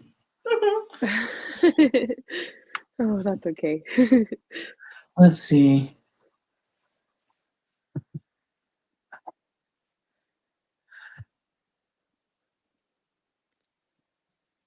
Oh my gosh. I never loaded it because I Oh, ran darn out it. of room. Well, that's okay. After this live, we'll have to get it uploaded so we can link it on the group page so we can see that. Yeah, because I went to Dede's house, or Dede's aunt's house, and went over to the property. It's a gigantic property. It was searched with dogs. Yeah, and they did that on the 22nd. I am so bummed right now. They did that on the 22nd of July. But yeah, I mean, one of the reasons why they went and searched Dede's aunt's house was because an ex-boyfriend inserted himself into the case shortly after Dede was mentioned and had wrote a long letter talking about her character, and yeah, she would never do this, and right, she'd never do anything to Kyron. That's kind of not her character, but he also felt it necessary to, hey, I just want to give you guys a little tip. And he called into the tip line and told them where Dede's aunt's house was, because it's like less than 5 miles away from the school. And it's very close in proximity, and huge piece of property. And out there, I mean, so much land out there. I just can't even believe how much land was out there. So now also they can't get search warrants unless they have reasonable, suspicion of this stuff. Like, you can't just willy-nilly go to a judge and say, okay, I want to search this property. They have to have reason. And so they were really, really looking at Dede really hard at that month, like you said, starting in July of 2010. And they obviously had some sort of evidence that they could support those search warrants. Yeah, it's insane. I mean, they searched Dede's house, her aunt's house, a bunch of Terry's friends' house. I want to say 3 of Terry's friends' house. They are doing the property polygraph tests. Yeah. They in August, I think, is when they end up doing here in August. We're actually here in August now. The first week of August, LA passed out some flyers. And it's just crazy. These flyers now have Dede's face on them. They're not, just flyers of Terri Horman, the truck. Let me pull these up here. So here you have the truck, and then the flyer with Dede on it was actually passed around in the old Germantown loop. I actually do have a clip of that. And people in that area were asked to fill out this questionnaire. And this questionnaire is just, so it says, police have released a new flyer in search for missing Oregon 7-year-old Kyron Horman. The flyer features photos of a stepmother, Terri Horman, and her friend, Dede Spicer. The police have not named either women a suspect, Inside Edition has said. Police have issued a flyer asking for information about 7-year-old Kyron Horman's bodybuilder stepmother, Terri Horman, and her best friend, Dede Spicer. The new flyers have been handed out to residents in the neighborhood near where Kyron was last seen. It features 3 photos of Horman and 3 of Spicer. It asks several questions, including, did you see Terri Horman anywhere in the area on June 4th, 2010?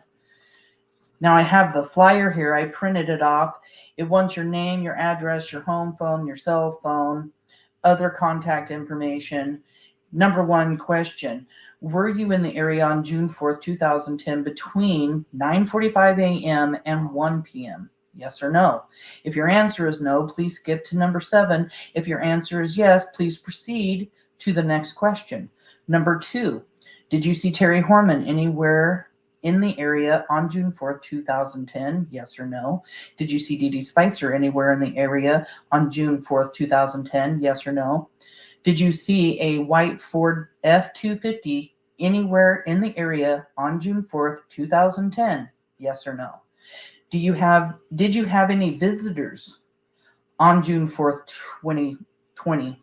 Why does it say 2020 on the flyer? That's weird. Should be 2010. It is weird. It literally says 2020 right here, guys.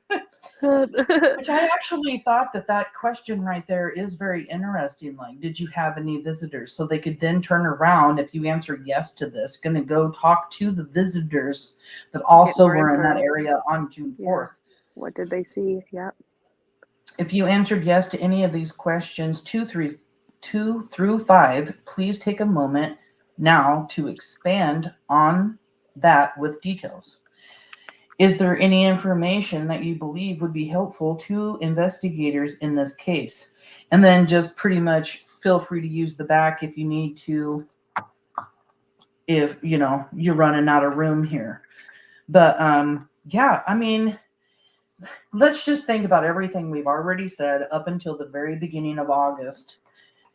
You have Dede. She was missing for an unaccounted time around the same time or the same time that Terri was up missing. They're already looking into Terri. They've already searched Dede's house. Dede's already stayed at her house for 11 days. Burner phones were purchased and bought under fake names and with cash. Very criminal-like behavior. And now, after searching her house, her car, taking her computer, her phone, everything else, her picture is on a flyer. You can't tell me that they didn't do their job well enough, and now they're just, okay, got another, whether you want to call them a person of interest or a suspect. Looks to me like they do have another person of interest in mind, or they're not going to be handing, a flyer like that out. Yep, exactly. If they didn't have some sort of evidence to support that, they wouldn't do it. Yeah. Go ahead, hon. Oh, I was just gonna say, absent of their cooperation, they are left to have to figure it out themselves. And like I keep saying, it's because Terri and Dede couldn't stop incriminating themselves. Their stories were probably changing a ton and were adding up. In fact, I just want to point out real quick, I love what you found earlier that you sent me, that finally you answered my question where Albertsons plays into Terri's timeline, and Blink on Crime says Terri herself said she went there that day, and that's why we keep hearing Albertsons as part of the timeline, because she lied and said she went there. I just feel satisfied that I finally know it came from Terri's mouth. But I knew that was bothering you when I sent that to you. I was like, oh yeah, look what I got for you. It's kind of like a little present, hey Leah. Yeah, I'm like, why is Albertsons keep coming up? Why does Albertsons keep coming up? And it's because Terri told them she went to Albertsons to give herself more time, and they got the video evidence and said, no, you weren't there. So hey Kim, how are you doing, babe? We're stepping on the neck. Isn't that what you always say? Stay on her neck. Stay on her neck. Yep. Yeah, we love it. Thank you for being here, everybody. Thank you for being here, Kim. Patty, she's like, when someone is a suspect and you know you aren't guilty, you would stand on the rooftop screaming your innocence. You would, and you would do anything to clear yourself. Make that perfectly clear. Like if I'm a parent, you come and ask me any question, I'll tell you where I was, what I was doing, when I pooped, what time I ate. Like if you want to know, like I'm going to tell you because I want you to rule me out. I want you to rule me out so you can go look for the people who either took my child, my grandkid. Like I'm going to tell you everything you need to know. Just come at me. I don't even care if it's personal information. I'm going to tell you what you need to know. And she also says, it's interesting that two women who don't appear that bright have been able to get away with murder or with something. I mean, we always try to hope and pray so much that nothing like that has happened. But like in this case, we are literally talking about whether or not Dede Spicer is a child killer because of what Stacy Green has been saying on World Soldiers. She is such a good friend of Desiree's, and she is literally saying that there is evidence that says or proves that Dede killed Kyron for Terri, that they are lovers. I mean, Desiree and Stacy Green say that they are lovers all of the time. So I'm going to move on a little bit. I'm just going to point this out. We have 21 people watching right now. I absolutely love it. We're going to keep going as long as there's people in here. I mean, we could be here for 3 hours. We have a lot of stuff to go over. Like we seriously are covering Dede all the way up to her grand jury testimony, which, you know what, we're getting really close to. I'm really proud of us for going over as much information as we've already gone over. Yeah. We spent days and days preparing this. It was long and hard. I literally almost told Kaylia, like, I need more time. But, you know, we got it done. And it's just amazing everything that we've been able to accomplish this week, because this is a lot. If you guys saw my stack of papers, what I have in 2 different folders of notes, like there's a lot here. So moving forward in August, we're going to go over some searches that were done in August. On August 7th, 8th, and 9th, there were searches being done in the area, and I'm going to share my screen and talk at the same time while we're going over this, because this is just I think I can mute the noise on it. So let me see. Share.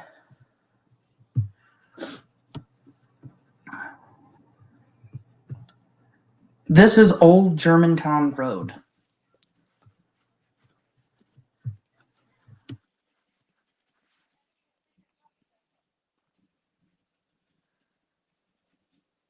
Down the volume. And I'm going to play this video of Old Germantown Road while we're talking about the searches that are going down on Germantown Road. Can you hear me, Kaylia? Yes, I can. Oh, okay, just making sure. So I did a video a long time ago of Germantown Road. I didn't know back then that I needed to turn my phone sideways, so sorry that it's like an up and down. You guys may not be able to see it well, but August 8th, 2010, it was reported that a tip from Dede Spicer is what sparked a search. Search teams were seen near a field off Cornelius Pass Road, about 1 mile south of Skyline School and Old Germantown Road, not far from the farm where Dede was working on June 4th. August 7th and 8th, searchers are resumed a ground search for Kyron Horman. The search focused on a 2.2 mile Old Germantown loop not far from the home where Dede Spicer was working. Terri Horman's friend was gardening on the day that Kyron went missing. Investigators continued the search. Oh, it just talks about Old Germantown Loop again. Searchers scour the wood for Kyron clues. Sunday, August 8th, 5:21 p.m. 2 vans of searchers looking for clues in the Kyron disappearance are off the Germantown roads west of Skyline.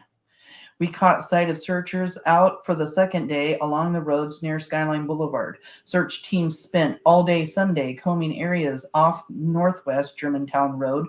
The terrain there is difficult, and it gets even steeper and bushier the further west you go. Neighbors tell us This is the second full day of searching in the area, some of it in areas so steep that teams had to rappel down cliffs. It just blows my mind. They had to rappel down cliffs. And if you're looking at this video, you can see sometimes just how deep some of these ravines are. Right. And it's just so crazy. Let's see. The rappel down cliffs faces in order to cover the ground completely. Indeed, neighbors say teams of searchers went through the same area shortly after Kyron went missing during the first wave of massive searches. This weekend, however, sources say that the searchers are following tips based on information from Dede Spicer.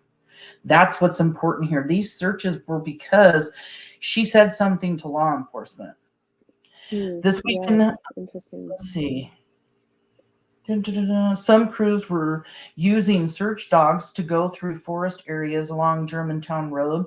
Search teams were seen near a field off of Cornelius Pass Road, about 1 mile south of Skyline School. Crews were also seen in a field off of Cornell Road on Sunday. Crews set up a base near Kyron School and searched the fields along Cornell. Cornell, by the way, leads up to Kaiser Road. Kaiser Road leads right up to Germantown Road. All these roads are connected and in the area where Dede Spicer was working this day. So in July, they're focused on her. They're putting, they're searching her property and everything else. Beginning of August, they're putting out flyers with her face on it. Now they're searching the area where she worked, and they're searching.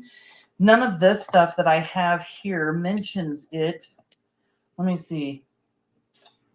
Oh, Mary Lindstred told Oregonian they're following up leads and tips, but would not officially say what the lead team or what led them to search for the boy Saturday and Sunday.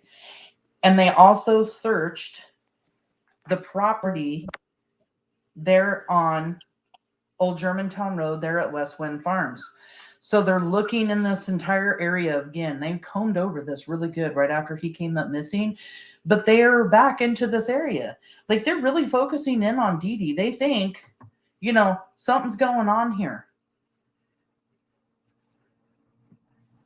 Yeah, exactly. And I don't believe it's not for good reason.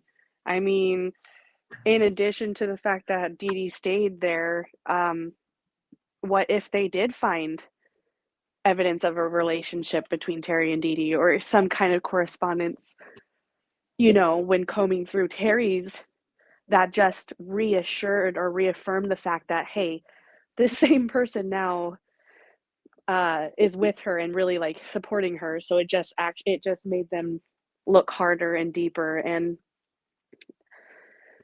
yeah. And I mean, well, Old Germantown Loop, it's just so, this video doesn't know justice.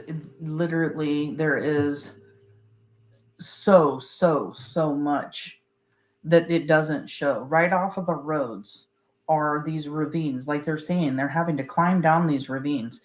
They are hundreds and hundreds of feet deep. I couldn't believe it the first time we went up there and I took that loop, and I was said, oh my God, because they are so deep. And besides being deep, they're thick. They're thick with blackberry bushes, regular bushes, ferns. We've talked about this area before. Right outside of Skyline Elementary School, all of Forest Park. That's all a rainforest.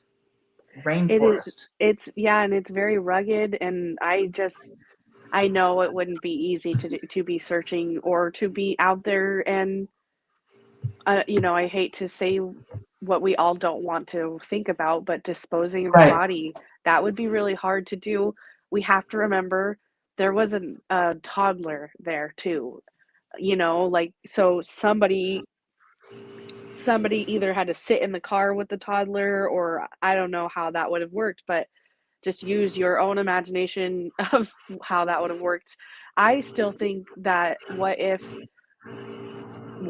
they put something, or maybe they disposed of a body on the actual property that Dede was working that day, and since it's a private property, Yeah, I've wondered It's about that different. conservation area. Like, was law enforcement ever able to search there? Yeah, Was that something convenient that they may have looked into, that they did do that? I'm not sure. When I think about what they did with Kyron, I personally don't believe it was there on that property. And that is only because they knew that if Dede ever was found missing from that property, where would be the first place they would look? right. That's a good And by point. the way, mentioning that property too, it's a lavender field. I don't know if everybody knows it, but dogs are highly allergic to lavender, just an FYI. I have another clip here that is from Bruce McCain. And you know, a lot of people, when Bruce McCain is mentioned, we believe he also passed away in 2015, which is really sad. But you bring up Bruce McCain, people say, oh my God, there was one of these interviews that he did and he got the day of the school wrong. The last day of school was, because the last day of school was on the 15th. A lot of people have said it's the 11th. A lot of people said it was like that week, the day that Kyron came up missing. It was actually the 15th. But while me and Kaylia are like researching all of this, Kaylia found several different people and then several different blogs, and or not blogs, but in reports and stuff, that people thought that that was the last day of school too. You know, it's Yeah, just it was one of those things that just kind of somebody reported and they ran with it. And Blake on Crime, in the interview with Dede, she says that June 11th was the last day of school, the following Friday, not June 15th. So again, it just shows you that this, unfortunately, that's why I take the truth so seriously, because this is how misinformation spreads. Thankfully we know now and we have proof that the last day of school was June 15th. But just because Bruce McCain may have accidentally said that one time doesn't mean he realized later, because he right. was presented with new information. Well, I Bruce remember McCain, all of us girls trying to find it in discussion groups. We were already like, when was the last day of school and this and that. We actually have a teacher in our Facebook group that works in the same school district as Skyline Elementary School, who told us that it was the 15th. And that's how we found out. Like, we had the inside scoop. And thank God for her, we wouldn't have even known. I'm going it's to mute always nice. myself and play a something that Bruce McCain has to say about these searches.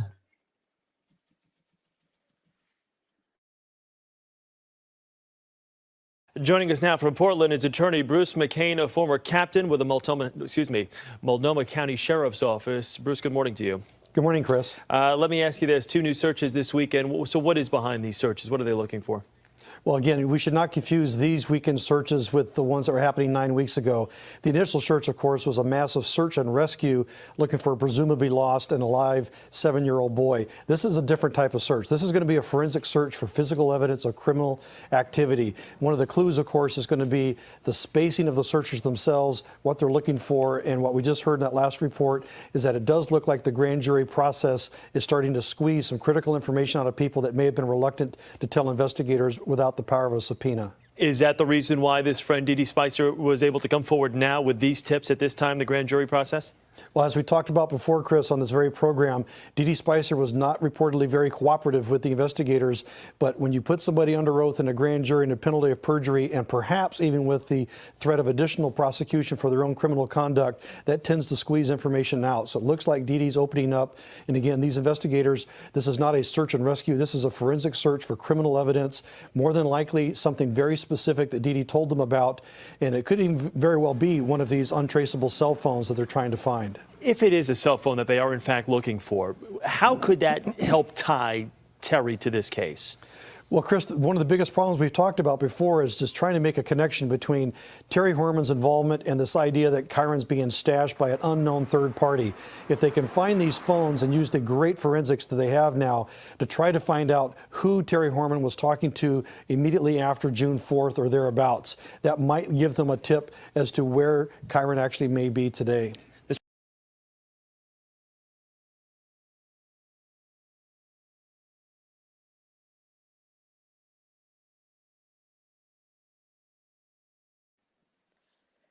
It's just very telling to hear him say, you know, we're not looking for an alive Kyron. We're looking, this is like an evidence search. This is what we're looking for. Could have something to do with the fact, you know, that Dede said something and that's why they're out there. Which, you know, they have her saying that, you know, she's not cooperating, but they did do an interview with her. Law enforcement did. I think they said for like up to 3 hours in the original interview that they did with her. And maybe then she said something, a little something. Maybe it had something to do with the burner phones. Since they already found out about the burner phones, why not just say something about the burner phones then? Because we already know they knew about them. Yep, exactly. And then, so moving on from the 7th, 8th, and 9th, on August 11th, LE law enforcement asked for help to track down the white truck, which I'll go back to a picture that I have of the white truck. Actually, I'm going to put up the picture of the white truck, and then we'll talk for a minute, and then I have a great video. So just pause this. So this is the truck parked on Access Road. Let's see. Multnomah County Chief Deputy District Attorney Rod Underhill said a witness or witnesses have reported seeing. Oh, it's playing. I don't want it to play. Hold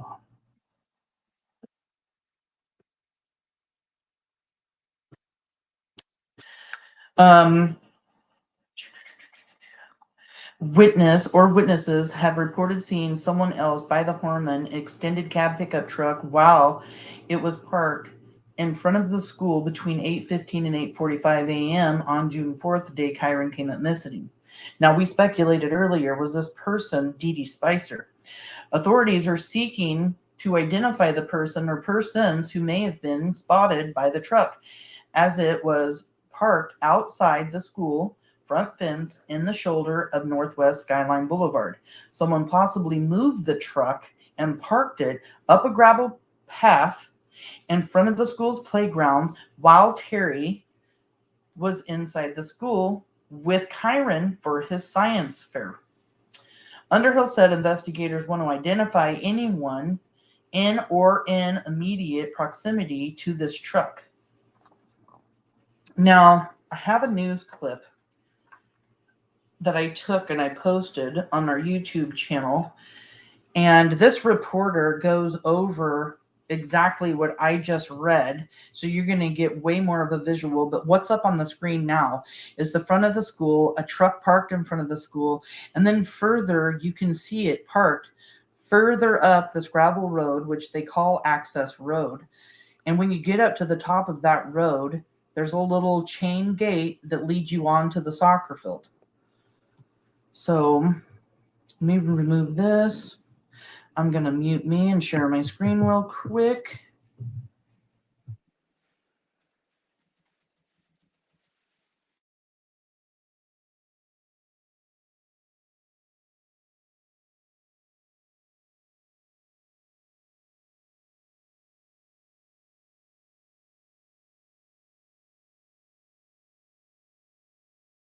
Investigators say they know at some point that morning the white truck was parked right there where our news vehicle is parked right now, directly in front of Skyline School along Skyline. At a different part of the morning, investigators say they also know the white truck was parked further up this gravel road about 60 feet away from the original location.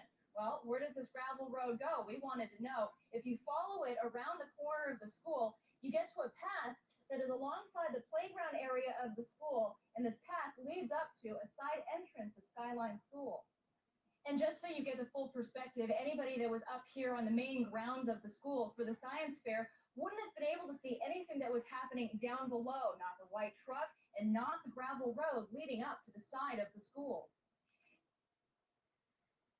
Wow. Yeah, that does it. I can't believe it. And, you know, some commenter wrote here, D. Brooks wrote, are you sure both trucks were not there that day? That's a very plausible theory, maybe. You know, people reported seeing another person by the truck on the access road, and the police purposely weren't saying they saw a woman or a man. And I feel like they purposely were not being descriptive because they wanted other people to say, oh yeah, I did see a woman there, or I did see a man there, to let them know, was this a valid sighting or not? Is it possible? Right. But, you know, I find it interesting. I don't know this information, but do you know, like, was it ever confirmed that Terri for sure did park on the access road? Yes, it was confirmed. I was in a chat with her son and several other women when I first started diving deep over a year ago. And James Moulton, Terri's son, actually asked her where she was parked. And she said she was parked on that access road, which makes sense of why all of the flyers include the access road. This is something that she normally did because the truck was, you know, it was a 4-door truck. It was a dual truck. So, I mean, like, it's huge. And I've seen those parking spots. And I hate when I have to agree with Terri. But on this one, I wouldn't park my great big truck in those little bitty spots either. The whole ass end of the truck would have been sticking way out into the parking lot up there. And those spaces, there's not very many parking spaces up there at the school anyway. Did he ever ask her, I wonder if she moved or if it moved? Because that's weird. Like, who moved it? She was inside the building that whole time. It's just very, very, very, very weird. And I've talked about, you know, in one of the lives I did, I called it Terri's exit because, you know, I've talked about the fact that one of the last places that they went was Mr. Macbeth's class and that it was downstairs. That Terri says that Kyron wanted to see Mr. Macbeth, his first grade teacher. And I was just like, why this day did he want to see his teacher? He could see his teacher anytime he wanted. And downstairs, you know, you can get to that exit, that west exit that this reporter was just talking to, go down those stairs onto the soccer field and walk down that sidewalk. And where they show that truck parked further up Access Road, they could have put Kyron into the truck and Kyron wouldn't have been seen because of the little hillside that's there. That hillside is really super steep. And even walking down that sidewalk, nobody from up above in the playground area or in the parking lot area or anything is going to see you because of the great big hillside. And that's why I've always wondered, like, did she really just boldly walk out with Kyron right through the parking lot and left to go to the truck? My question is why would someone pull it further up Access Road and make her walk even further with Kyron and given her that much more time for a witness to have seen? If the truck did get pulled up Access Road, wouldn't it make more sense to come out the west door, down the sidewalk next to the soccer field and getting in the truck? You'd be right there at the top of Access Road. Exactly. Right. Yeah, that's so That's true. why I went over that entire thing in that live, because from the very first moment that I had gone up to the school and got to that side, I looked at my hubby and I'm just like, babe, look, no one can see me right here. Unless there was a stalker or just a parent like gawking out the windows. Yeah, right. You know, and that's paying not gonna be attention. happening. But you got so much going on at the science fair, you're not going to be peeping out windows. No, precisely. Yeah.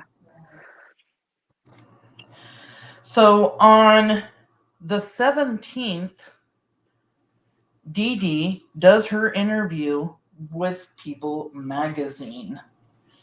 And I'm going to play this clip by Bruce McCain again talking about People magazine before we go over it, because I think what he has to say about her coming forth and speaking to People magazine before she's even, you know, gone before a grand jury, before she's testified anything. I mean, she's completely not cooperating at this time, and she chooses to go do this interview with People's magazine. Yeah, right.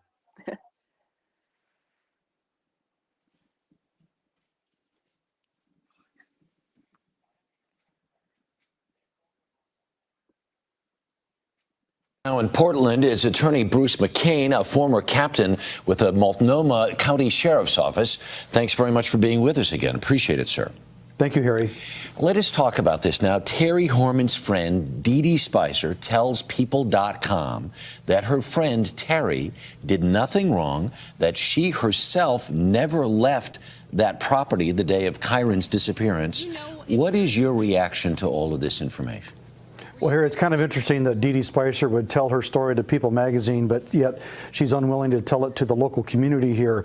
The words that she used, by the way, in a way kind of put herself in a bind, because she's claiming that she never left this 38-acre parcel that she was gardening on that morning, and yet somehow she just knows that Terri Horman was not involved on the same morning, which of course would be impossible for her to prove. The big issue here, though, Harry, is that Dede Spicer initially, when she first popped up on the public radar, she distanced herself from Terri Horman, saying she's cooperating and she's got nothing to do with Terri, etc. And now she seems to be joined at the hip as a part of the Terri Horman fan club. Right. Is there something in this that indicates something? Was she not contactable at some point during, is it like a 3 or 4 hour time period here where people could not get a hold of her? Yes, the key is on Friday, June 4th, the day Kyron went missing after he was at the school. The key times are in that mid-morning area, and the people that were owned the property that she was gardening at indicated that they could not find her for anywhere from an hour and a half to up to 3 hours, from roughly 10 a.m. to 1 p.m. Now, Dede's now claiming, no, I never left the property, I was there the whole time. The problem for Dede is that she apparently has no one to corroborate that particular story, so it's her word against some other credible witnesses. So that's really the problem here, and the key thing would be whether or not she's going to say that same story to the grand jury. Right. If People.com had called you for advice on what question to ask her, what would you have asked? Well, this may be part of the deal of not asking any tough questions, but I would have first of all have known, do you have anybody to corroborate your idea that you were never left that property? I would have asked her about the disposable cell phones, whether she purchased any of them, used them, and if so, why. I certainly want to know what she and Terri Horman spoke about when she stayed with Terri for 11 days at that household. And also, finally, I'd ask her, are you willing to voluntarily go before the grand jury without any lawyer help and without any kind of a grant of immunity? That's going to be the key question here. She's the only witness in this entire episode that so far is lawyered up and is actually trying to negotiate with the district attorney as to when and how she's going to testify to the grand jury. For somebody that's got nothing to hide, that's unusual. Very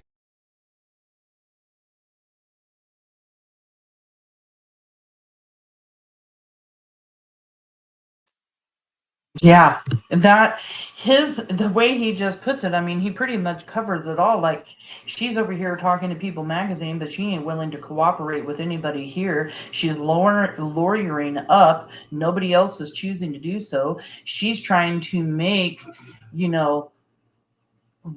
she's trying to make deals in this whole thing to testify with the grand jury. I mean, she's just doing things that an innocent person would not be doing. Right. And, he says, do you have, you have any witnesses to corroborate your story? Well, in her Blink on Crime interview, she says there was a witness that could corroborate her story, that vendor. And as he was talking about this in this interview, as I was listening, I just thought in my head, when Miss Hawkins Smith is supposedly calling for her and searching for her and can't find her, why wouldn't that vendor say, oh, I just saw her over here? Like, that just doesn't make sense. It doesn't. I mean, like, there's just so much with her and her stories. It's almost like, the stories with Terri Horman herself, the changes in stories, the things when they contradict themselves, the coincidences, the witnesses that come out, or the not having any witnesses that saw her that day. She didn't have a cell phone, and Terri did, and Terri's driving all over, and no one knows where Dede is. And now we're hearing from World Soldiers that Dede killed Terri, or killed Kyron for Terri. Yeah. Here in People magazine, she says they wanted me to tell them that Terri did it, or that Terri knew something. She told People magazine in an exclusive interview, I told them everything that I knew over and over again, but I didn't tell them what they wanted to hear. Spicer, speaking for the first time since she was named a possible accomplice by Kyron's parents, also told the magazine that she does not believe Terri Horman, the boy's stepmother, had anything to do with Kyron's disappearance. I just really don't. In my heart, I really don't. In all these years as her friend, I have not seen anything that would lead me to believe that she is capable or motivated in any way to do something like this. Spicer told People magazine that she was at a large nursery preparing for the garden tour on June 4th, just like she has everyone else. But she chooses to talk to People magazine, but she's not cooperating with police. And that, I think, is what pisses me off more than anything else. We have a missing child out here. Right. Talk. Yeah. Talk as Right. much as you need to talk. Say something. And just like you said, if for no other reason than to get the police off your back and move them in the right direction, if you are so sure of your own innocence, why can't you prove that to them so they can move on to the right person?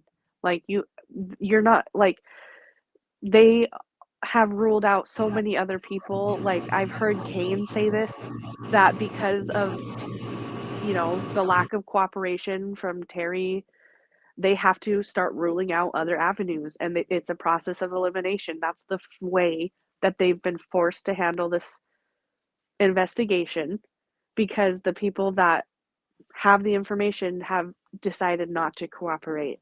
And I think it's funny that Bruce McCain mentions a deal this early on, because Right. that's exactly what ended up happening years later.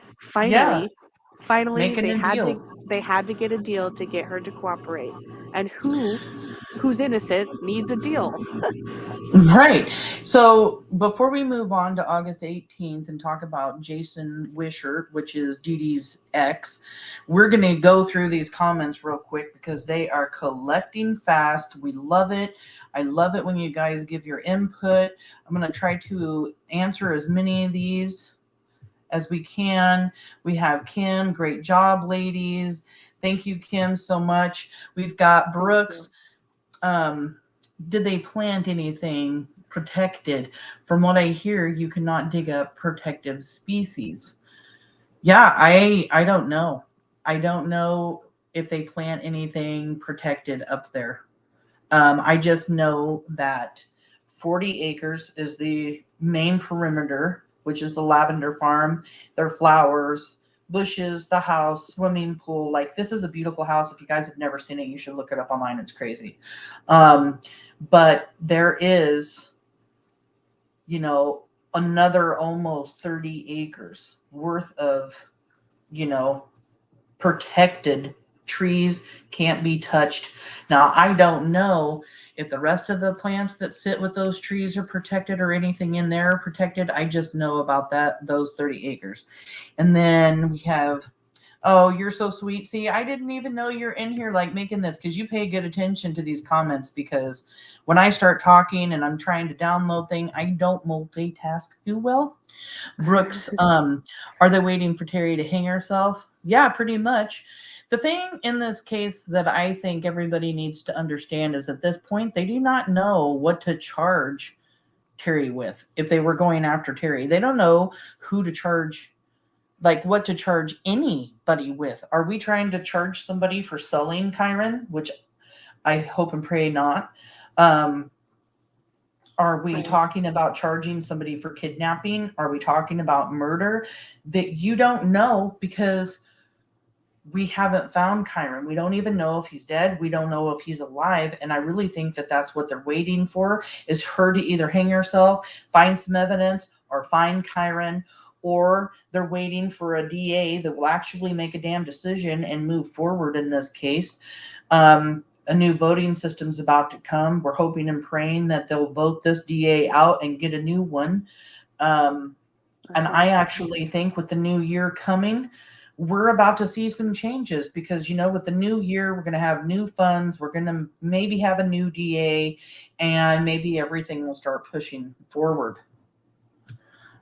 Let's see. Has anyone successfully downloaded Google Earth Pro? Oh my God, we just talked about this today. It has a capability to look at past satellite views. Maybe 2010 is available for those areas. We actually talked about it to help our lives, to zoom in from one place to another while we're doing lives. But I don't know if Google Pro was even made in 2010. I know they had the Google satellite, the Google Earth back then, but I don't think it worked as well as what this Pro's doing. I've looked to see if I can see, and they definitely have some satellite imagery from 2010, but it's not like 3D rendered like they do have it now. And it's still from a pretty far distance. So unfortunately, it's not like a drone would be. I love the suggestion that you had written, Dee Brooks, saying get the drones out, because I know I've shared this before, but I know somebody who went missing, and drones were a huge part of the help of searching for that person because, you know, we live in Oregon and um, he was out in the forest, and that's exactly what they did. They called in drones to search, and that just saved on manpower. So what they did was they had drones that just searched all over, even underwater drones, and then they had volunteers like us sift through the images, and then if they found anything that stood out, they sent the coordinates to on ground searchers who were, like, you know, certified to be able to go out in that rugged terrain, and they would go and find what is this image that we found on the drones. And it's actually interesting, after I found out that they do that, I followed some pages about drone searching, and they share these images to show you, like, they are so good that they can look at an image and they can kind of tell if it's worth their while to even hike in or not. They'll be like, okay, because we Wow. look at so many images, we can tell right now this is a plastic bottle. We can tell right now this is a Mylar balloon. We can tell right now this is this. So it's not worth us going in and hiking to go see if this might be related to this missing person. But yeah, I think that, I mean, that is the future of search and rescue for sure. And I would love to hear if there was some way to get that going for, you know, involved with Kyron too. Yeah, I don't know. I don't even know how well drones were back in 2010, Oh, right. but I I mean, they don't used exactly. everything to search I for don't him think, I when don't they even did think, search. yeah, I would Yeah, be surprised if drones there weren't were even a drones really back then. big thing, right? So we got Zane Lilly talking about Jodi Arias. We have Letitia Stouch. You I say know, that all the time.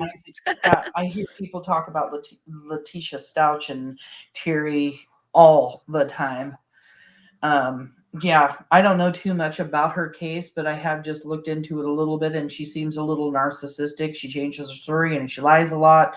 The hatred that she showed for her, was it her son or stepson or something? It was her stepson, yeah. Yeah, almost the same thing. And I was just like really And wowed by it. her Google searches and stuff were so sickening. She had so much resentment over taking care of her stepson and not having support from her husband and not having support from her stepson's biological mother, which, if you see who Terri chooses to align herself with, that's her MO. She is so resentful of Desiree and Kane. You can just hear it through, I know you can't hear tone on a comment, but you can definitely read the tone of Terri's comments on how she feels about Desiree and Kane and that Right. underlying resentment of having to be Kyron's stepmom.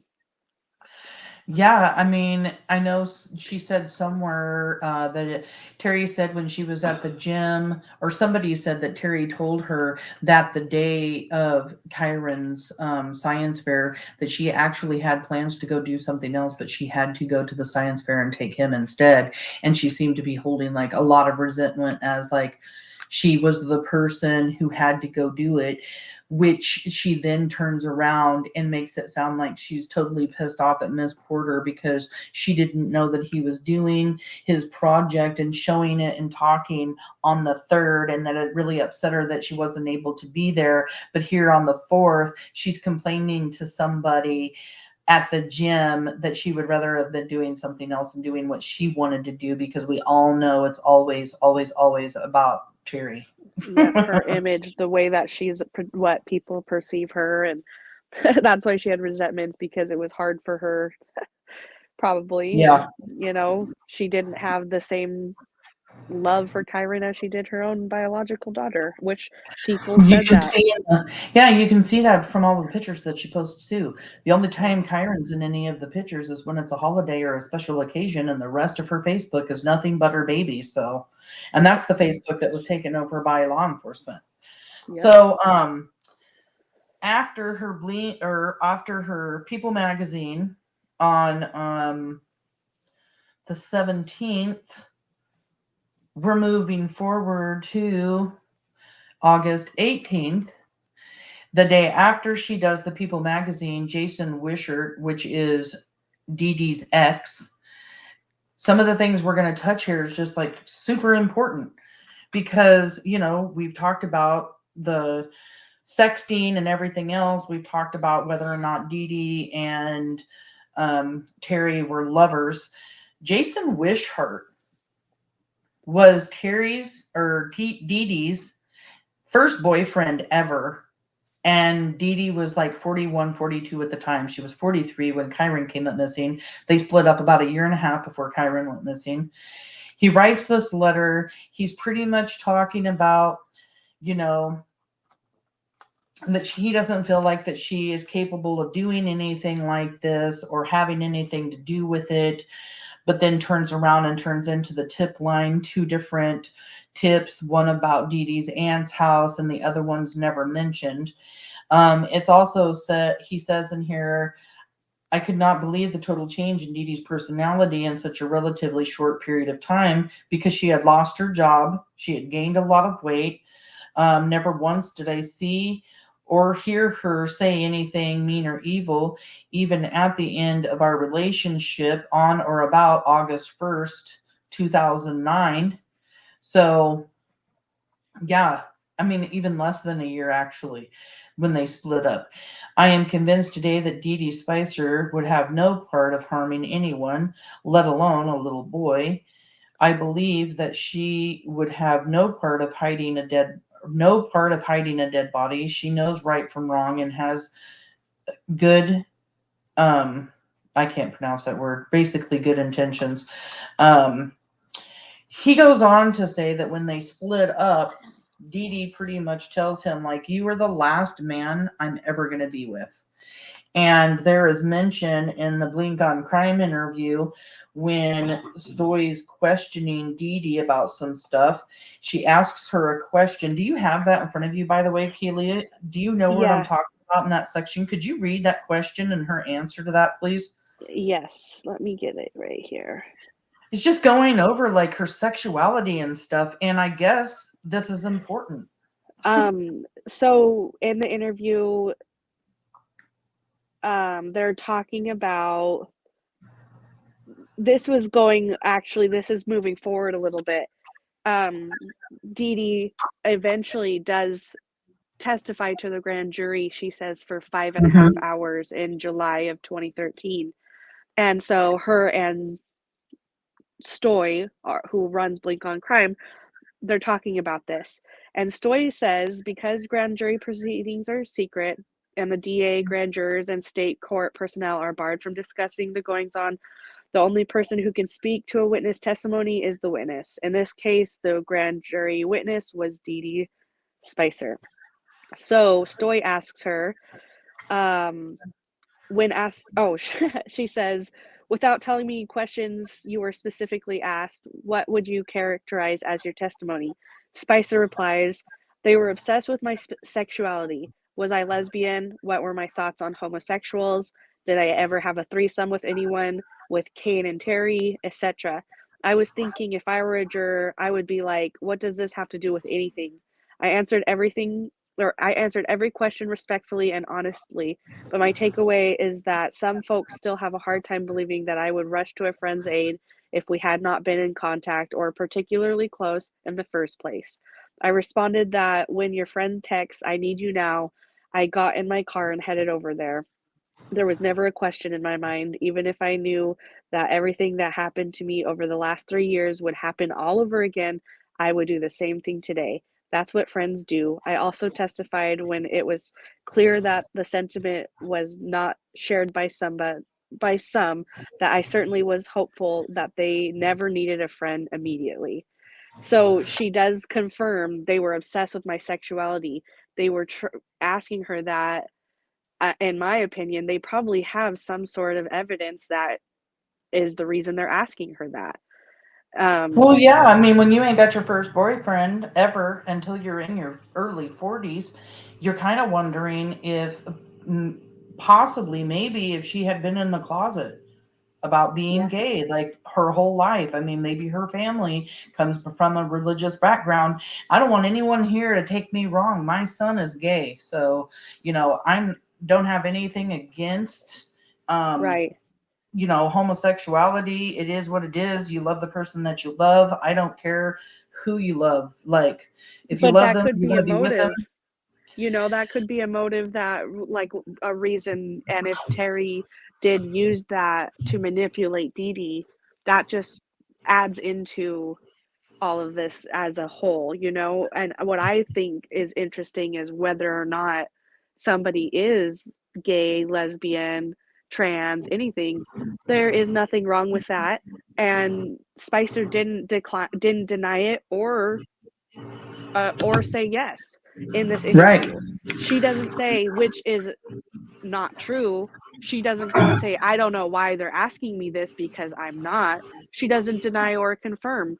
And that, again, to me, it's just like a police when they don't deny or confirm. What are they really saying there? You know, you can only speculate. But if I were being asked if I were lesbian, because I know I'm not, I would say, no, I'm not. I don't know why they're asking me this because I never have been. So that's just my takeaway from that. And, you know, that's where the whole speculation of, you know, Terri uses her sexual charm to get people to do what she wants them to do, including Dede Spicer in this case. And, Yeah, and you that's what know, I was just going to say. Exactly that. What you mentioned earlier. Here's Terri could be using her sexuality. I've also heard that Dede was just madly in love with Terri. I mean, I've read about that in all different kinds of blogs, forums, you name it, you know, a bunch of rumor stuff. So you don't know that if it's true or not, but it's definitely a way to motivate somebody to help me if you're making promises for love, if she really did love Terri in that kind of way. And I just think that it's just really odd that she flat tells Jason Wishart, like, you know, you are the last man that I am going to go with, which everybody, I just want you guys to know at this point, I want to let you all know all of this information will be downloaded and put into our Facebook group after the live sometime today and tomorrow. My brain hurts. I probably won't be posting anything tonight. I'm just saying. But this Jason Wishart letter is already in our Facebook. You can use the little search icon at the top. Now, to talk a little bit further, I'm just going to touch bases on Jason Wishart. Jason Wishart was her ex. Jason Wishart's dad went to prison for having child pornography on his computer after Kyron went missing. Jason Wishart, his dad and his brother owns a bunch of property, or not bunch of properties, owns a bunch of businesses and has business licenses up and down the Oregon and Washington I-5 corridor, which is high sex trafficking area. And his grandfather owns an orphanage in Mexico. Now, after I found out this information and was speculating with other women about certain things, one of the people that used to be my admin, we had talked about this on several times on whether or not, you know, Jason Wishart could have been involved in some way, shape, or form, and Kyron come up missing in like some sex trafficking ring. Again, people, I'm only theorizing here. This is not anything true. It's just kind of crazy. His dad's in prison for child pornography, and they have like business license all up and down the I-5 corridor. You just start putting things together when you have like a mind like mine that just, you know, immediately starts trying to, how could he be involved?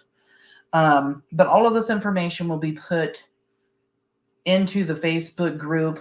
You're going to be able to see the People's Magazine. You're going to be able to see, you know, we're going to be talking about the grand jury and the deposition here in a second. But always, always, whenever you watch one of these lives, if you want the proof, it will always be in the Facebook group, Kyron Horman Case Revisited Discussions and Case Studies. And most of the time, not all the time, I do put it here on YouTube in the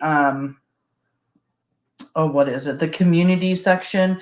If you go to our YouTube channel and scroll over to the side, you get, you can look at videos, you can look at lives, you can look at shorts, you can look in community. Click on community. You'll see posts that I do randomly there. You can always look in there. Before we go on and start talking about this deposition, why don't you, Kaylee, take up some of these questions with Zane Lilly, which, by the way, Zan, thank you so much for being here on another live. Yes, thanks for joining.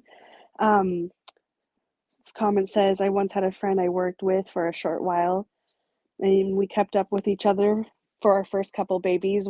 When I was pregnant with my second, and she with her third, she called and asked me if I would testify in court on her behalf and say she was a good parent because CPS took her kids because she was caught on camera in a store abusing her kid. Oof. I told her no, that I was busy, but really I could not vouch for a woman I only barely knew as an acquaintance. I did not know what type of mom she really was. I can't imagine being Dede and being that sure that she doesn't believe Terri has involvement in something as huge as her stepchild disappearance. Oh, I totally agree with you wholeheartedly. And what I keep thinking in my head is when people say, oh, I know this person and they would never. Isn't that what we hear all the time from murderers all over you can't, unfortunately, it's the ones that you never believe could do something. Those are the ones that unfortunately are the ones who do it. Someone mentioned Chris Watts the other day in our group, and that is the one that pops right in my brain. You never would have thought he would have been somebody that could annihilate his family.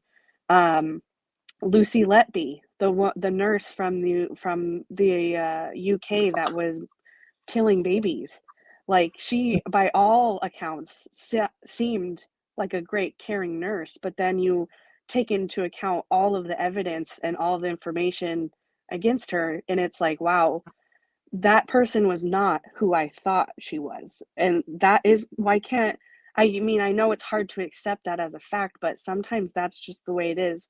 I didn't know this person like I thought I did.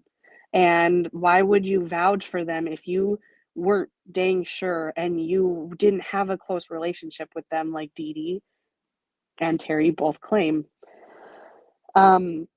D. Brooks writes, does this guy Jason have a white truck too? Huh, that's a good thought. Don't know. I've never looked into it. Me neither. That's a good thought. He seriously inserted himself into this investigation too, just out of the blue. Like, I'm going to write this huge letter. I've tried to find it again, but I haven't been able to. Somewhere in Reddit, after he writes this out and it becomes public and everybody starts freaking out about him writing this letter about Dede and everything else, somebody in Reddit ends up doing a story about it. Well, that goes crazy in there, and he literally gets in there and is like, I will come after you. I mean, it was pretty scary. And, I can't remember what it all entailed, but I mean, actually, when I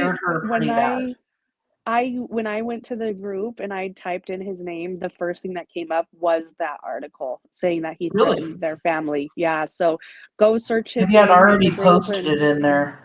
It seems like you have at least a while back, and I read about that, and that's where I think I got that thing about, is he abusive? Is he scary? Because because I may have that. If you're saying that it's in there, it may be on there. There was a Blink on Crime interview, or not interview, or something was written by Blink on Crime about just Jason Wishard, and then we have the letter that he actually wrote that's in there in the group. It's just all so strange how he just comes in, says all of this stuff. She couldn't be. It blows my mind. She's not the type of person to get involved. Oh, but here, you better go search over here. That kind of contradicts it. Like, why are you giving them tips on where to search if you don't think that she would have anything to do with it? Doesn't make any sense. But moving on from this, we're moving all the way to October 5th, 2012, when Dede does her deposition in the civil suit filed by Desiree against Terri. And I'm going to have Kaylia go over quickly the civil suit and what it is about, and then we'll go right back into the deposition. So the civil suit was filed right around June 4th, 2012. So maybe June 1st or 2nd, I think, was the official filing date. And the reason that they had brought this civil suit was because I believe the charges, or what civil matter they were going for, was maybe parental obstruction or something, because they said Terri is responsible for Kyron's disappearance, and because of her actions, Desiree has been deprived of Kyron for almost 2 years. And they had to file that lawsuit by June 4th, 2012, because there was a 2-year statute of limitations on Oh, this. I didn't know that. Yes. So they had to. They filed it in court, and they were moving along in court. Desiree says in her book that that the MCSO investigators did say that at the time, when the time came, they would make the investigative file ready for them to use. And I believe they may have said that because they weren't sure, they were hoping maybe that they would find Kyron in between now and then. So they just told her that because, they were being hopeful. But thankfully, through the courts, Terri's lawyers had tried to abate the civil filing, postpone it, stop it, not be allowed to be deposed, they were trying everything to not let this civil filing go through. But thankfully, they were able to continue the civil suit, and they were able to get Dee Spicer in for a deposition in October of 2012. So just a few short months after they initially filed that. And we'll go over this deposition now, because I believe it was over 150 questions that they were able to ask Dee Spicer. Yeah, what you're seeing up on the screen right now is the deposition. We're not going over all of this. Maybe someday we'll do a live and we'll go through every single question. I'll even let you be Dede if you want to be. There we go, right? No, seriously though. So in the 2012 deposition regarding Kyron's disappearance, Dede invoked her Fifth Amendment rights against self-incrimination on 142 times. 142. She was happy to answer questions about her work and other details unrelated to the case, but she pled the fifth when asked anything about a relationship with Terri, her knowledge of Kyron, or her activities on the day he disappeared. Did you see Terri Horman at any time on June 4th? Pled the fifth. Did you talk to Terri Horman at any time on June 4th, 2010? Pled the fifth. Have you ever been to Skyline Elementary School? Pled the fifth. Probably had to pass it every day, pointing that out. Have you ever purchased a disposable phone? Pled the fifth. Do you know where Kyron is? Pled the fifth.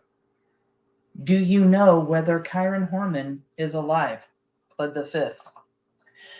Spicer refused to answer any of the 142 questions posed to her during a deposition regarding Young's lawsuit. Among these questions were several regarding Spicer's whereabouts on June 4th and her contact with Terri that day. She also declined to identify a photo of Kyron, whether he had met him or whether she knew his father Kane, which is just so funny because she's on Twitter the first day. I know him. That's my friend's son. So the pleading the fifth thing is a strategy, and the reason why both Terri and her decided to go this route is because when they're being deposed, they're under oath. And if they lie, that's perjury. That puts them in jail right away. So instead of saying something that they don't know what the police know, so they're just saying, I'm just not going to say anything that can incriminate myself. I'm not going to say, no, I didn't talk to Terri that day because I don't know if the police know that I talked to Terri that day or not. So I'm just going to say, I'm not giving you that information one way or the other. And that why else would she not be honest if she knows for sure she didn't talk to Terri that day? Why not say, no, I didn't? And it's my opinion is because she doesn't know what the police know. And she doesn't want to get in trouble for perjury under oath. Right. Yeah, and that makes sense. You know. Yeah. It's also interesting about the civil case because I was doing some research on that for this live, and it was actually talked about that they knew Terri would be pleading the fifth. And so the judge actually advised Desiree and her legal counsel just to not even request the documents that they needed from Terri directly. And they said, just try to get them in your own way because we already know, or, they didn't say we already know Terri will plead the fifth, but they said, we believe Terri will plead the fifth. So you shouldn't even, you can depose her, but we already know she's going to be not saying nothing to you. So, right. Yeah, you understand this stuff so much better than I do, and I'm so glad I got you as my partner because like we were talking about earlier, like I can cover a lot of stuff and do a lot of research. I'm really glad that you got knowledge of, the court proceedings and all of that because it's literally just, yeah, I don't understand a lot of it. It takes me a lot to take it in, and I have to read it over and over and over. Probably by the 10th time I might get it, but I just really Yeah. appreciate that I got you to explain this stuff. We have some Facebook posts from Desiree. This is going to confuse some people as we move forward and find out about the immunity, but we felt it necessary to always share the truth. And this is talked about. Where did I have? I had some information. Oh, maybe I put it up somewhere about what it says in the book too. I don't have that with me. I don't know where the heck I put it.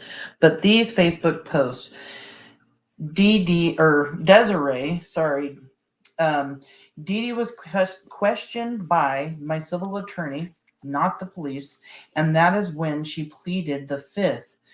She has never cooperated with police, not even when I told them to give her immunity to tell us about Terri and her involvement.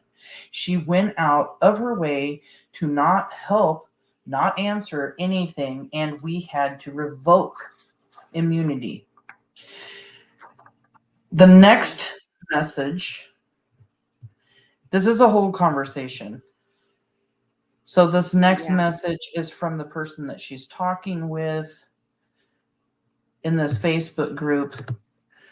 And she says, Desiree, so does that mean she doesn't have immunity? If something turns up in the case later on, she will be charged. I believe I read she is the one that advised Terri what to do legally. She wouldn't even help during the civil case. Wow, I didn't know that. I was confused, to be honest. I thought she wouldn't help with the criminal investigation and pled the fifth. And then it kind of goes on. I don't even have the rest of that. But Desiree answers her and says, trying to let this catch up before I read it. Desiree says, correct. No immunity for Dede anymore. She messed that up herself. She could have helped us get answers for our missing son, but no. She'd rather help her lover get away with it. Right, Stacy? Here we have her calling Dede her lover, Terri's lover, and she's even tagging Stacy Green in this. It just kind of confirms some of the stuff we've been talking about, how, you know, it has been speculated by some people that they were lovers, and, you know, you and I talked about, or you had mentioned, you know, Terri using her sexuality again, or was Dede in love with Terri? It's kind of confusing to me that we have these Facebook posts of her saying no immunity, because we are going to be moving on from, unless you have anything else to say about this immunity. Do you have any other notes on it? And then we'll just move. What was my next thing? I do have a thought on it, and here we go. Okay. In the interview, the interviewer, I think her name is Shannon Stoy or something like that. She wrote Christina Stoy, thank you, from Blink on Crime. She writes, on this basis, Dede was advised to and agreed to an immunity deal, the terms of which are under seal, and Spicer nixed discussing, citing a verbal agreement she made until such time as it is unsealed. So there she says, the terms of which are under seal, and Spicer nixed discussing. So she said, nope, I can't go there. Yet she then, after that, continues to keep talking about the immunity deal. So that contradicts it right there, that she first goes into this talking about it, saying she can't talk about it, but then goes and talks about it more. Like, that doesn't make any sense to me. Right. And I mean, you have been trying to make sense out of that entire interview with Dede that Christina Stoy did on her anyway, which, by the way, everyone, sometime this weekend or maybe early this next week, we haven't discussed when exactly we're going to do it, but we are going to go through this entire interview that Christina Stoy does with Dede, because there's a part 1 and a part 2, and there's like 13 pages for just part 1. I don't even know how many pages are in part 2, but there's a lot of information to cover, and not enough time in this, because we're looking at 2 hours and 47 minutes. We still have 17 viewers. This is amazing. You guys are great for still being here. I love it. We don't even have a lot more to even go over. So the fact that everybody stayed here to watch this entire long live is just so awesome. I mean, I couldn't thank you more so much, Kaylia, for like doing this with me.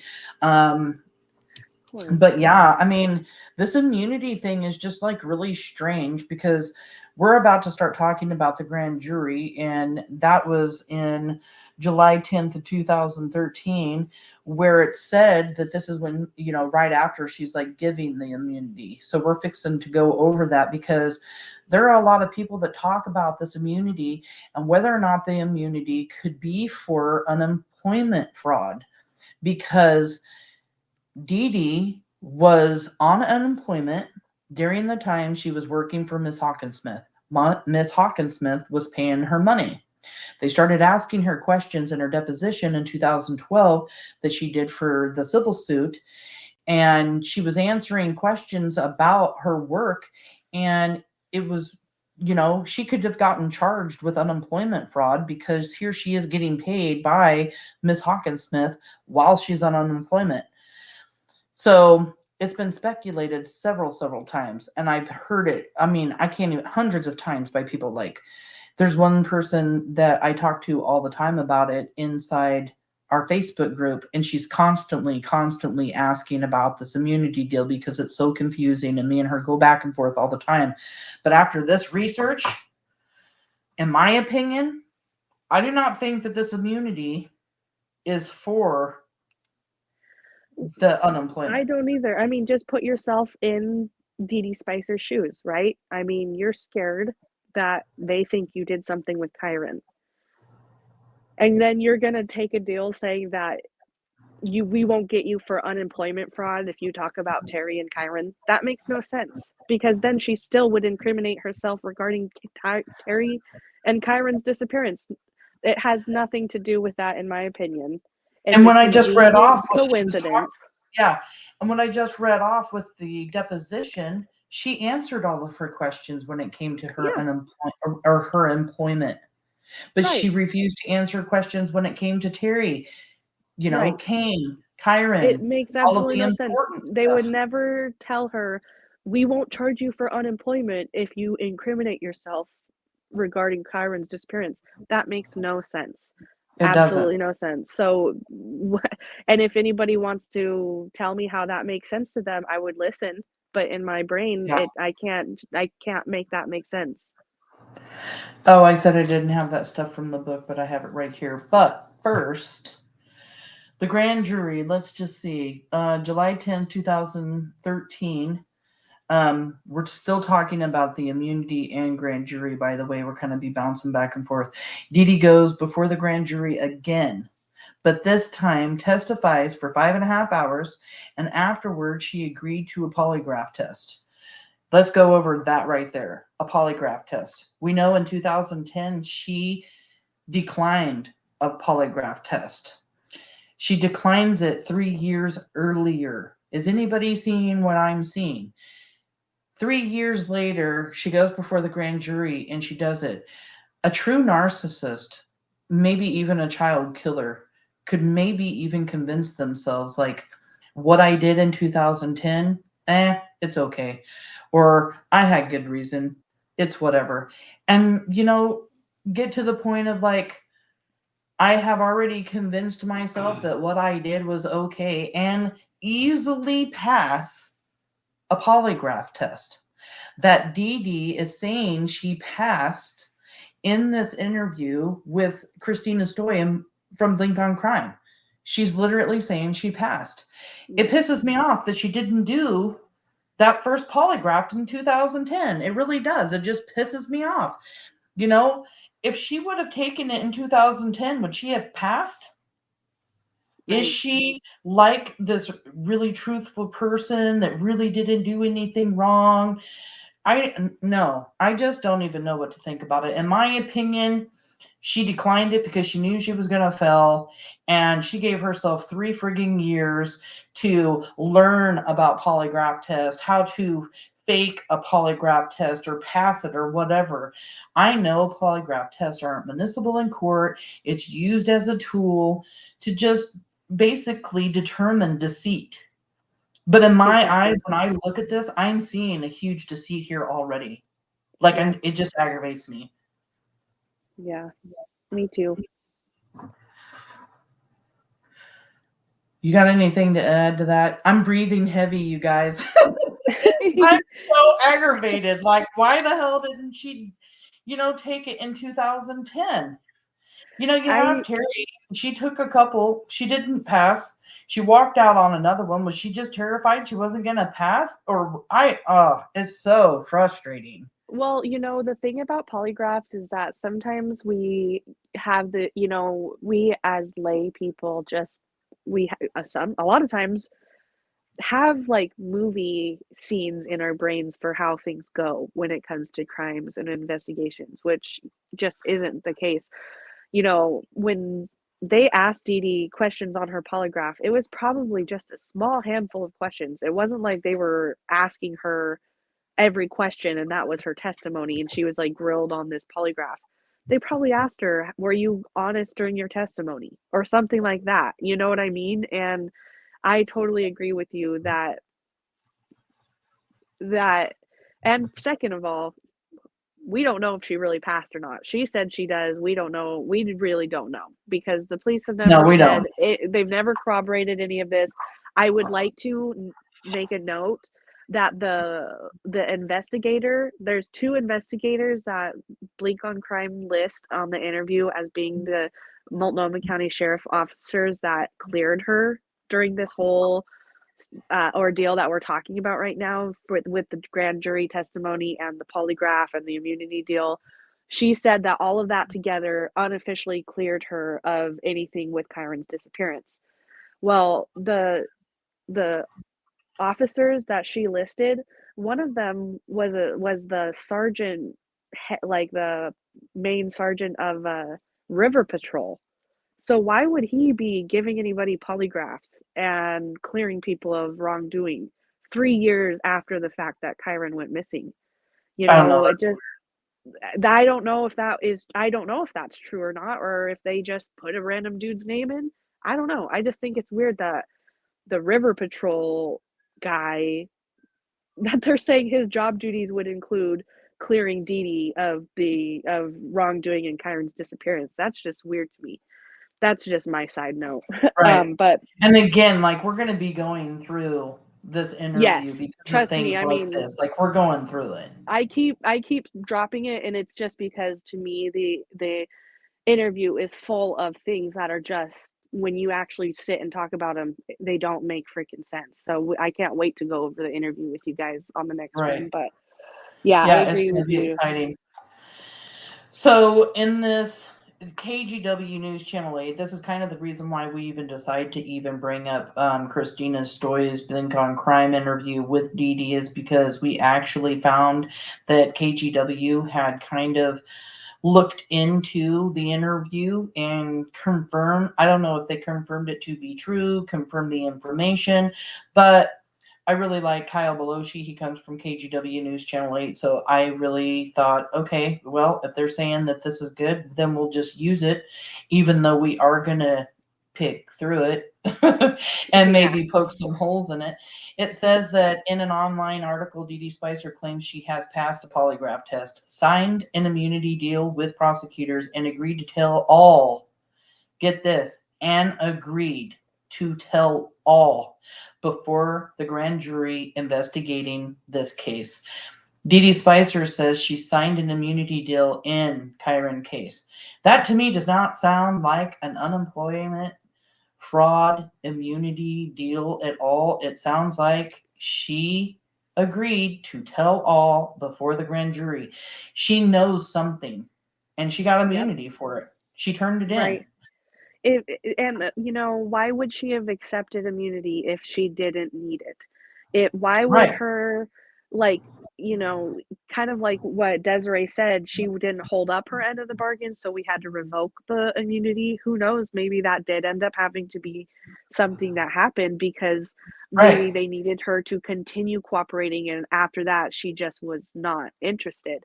But what I will say is that Desiree and her attorney confirmed the fact that she was given a deal. They said they don't have the details of the deal, but they said, yes, I believe I have the quote here. Yeah, the quote says, yes, I think there was an agreement with her and her lawyer. You'll have to talk to her lawyer about that. So they acknowledged the fact that, yeah, there was an agreement to get her to talk. And didn't you say that Dede was like quite happy after the grand jury? Desiree was, yeah. Or Desiree, I mean, was quite happy Yes. after it was said Desiree, and done. yes, she was asked what her reaction was to Dede testifying, and Desiree's exact quote is hopeful. I hope she talks and shares everything she knows. I'm optimistic. So she was very excited to hear that finally this person who's been refusing is finally going to give us some information. So, yeah. This goes on and says, in an online article, Spicer claims she has passed a polygraph, signed an immunity deal with prosecutors, and agreed to tell all before the Kyron Horman grand jury. The latest development in the ongoing investigation into the disappearance of Kyron Horman involves Dede Spicer, a close friend of Terri Horman. In an online article, Dede Spicer claims she has passed a polygraph, signed an... Why is it repeating itself? Those new details were first reported in the online Blink on Crime interview done with Spicer. Spicer spoke exclusively to the website. In the article, Spicer says she's been unfairly portrayed and that she has been cooperative with the investigators. She says her only request was that her attorney be present during police interviews and that her account has never wavered.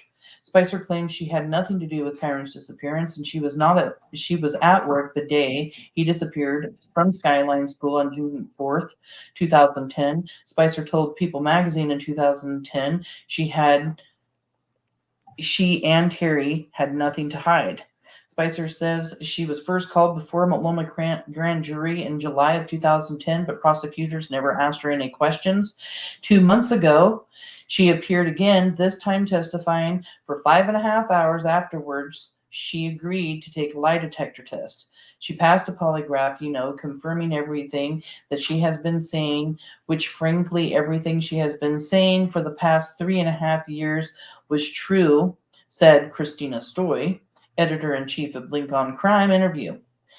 And that was just covered by KGW. They just and that's why I'm kind of showing it, because, I'll probably get heat from some people for using the Blink on Crime, because I debunked something that she said a while back about the cameras being on the Sauvie Island Bridge in 2010.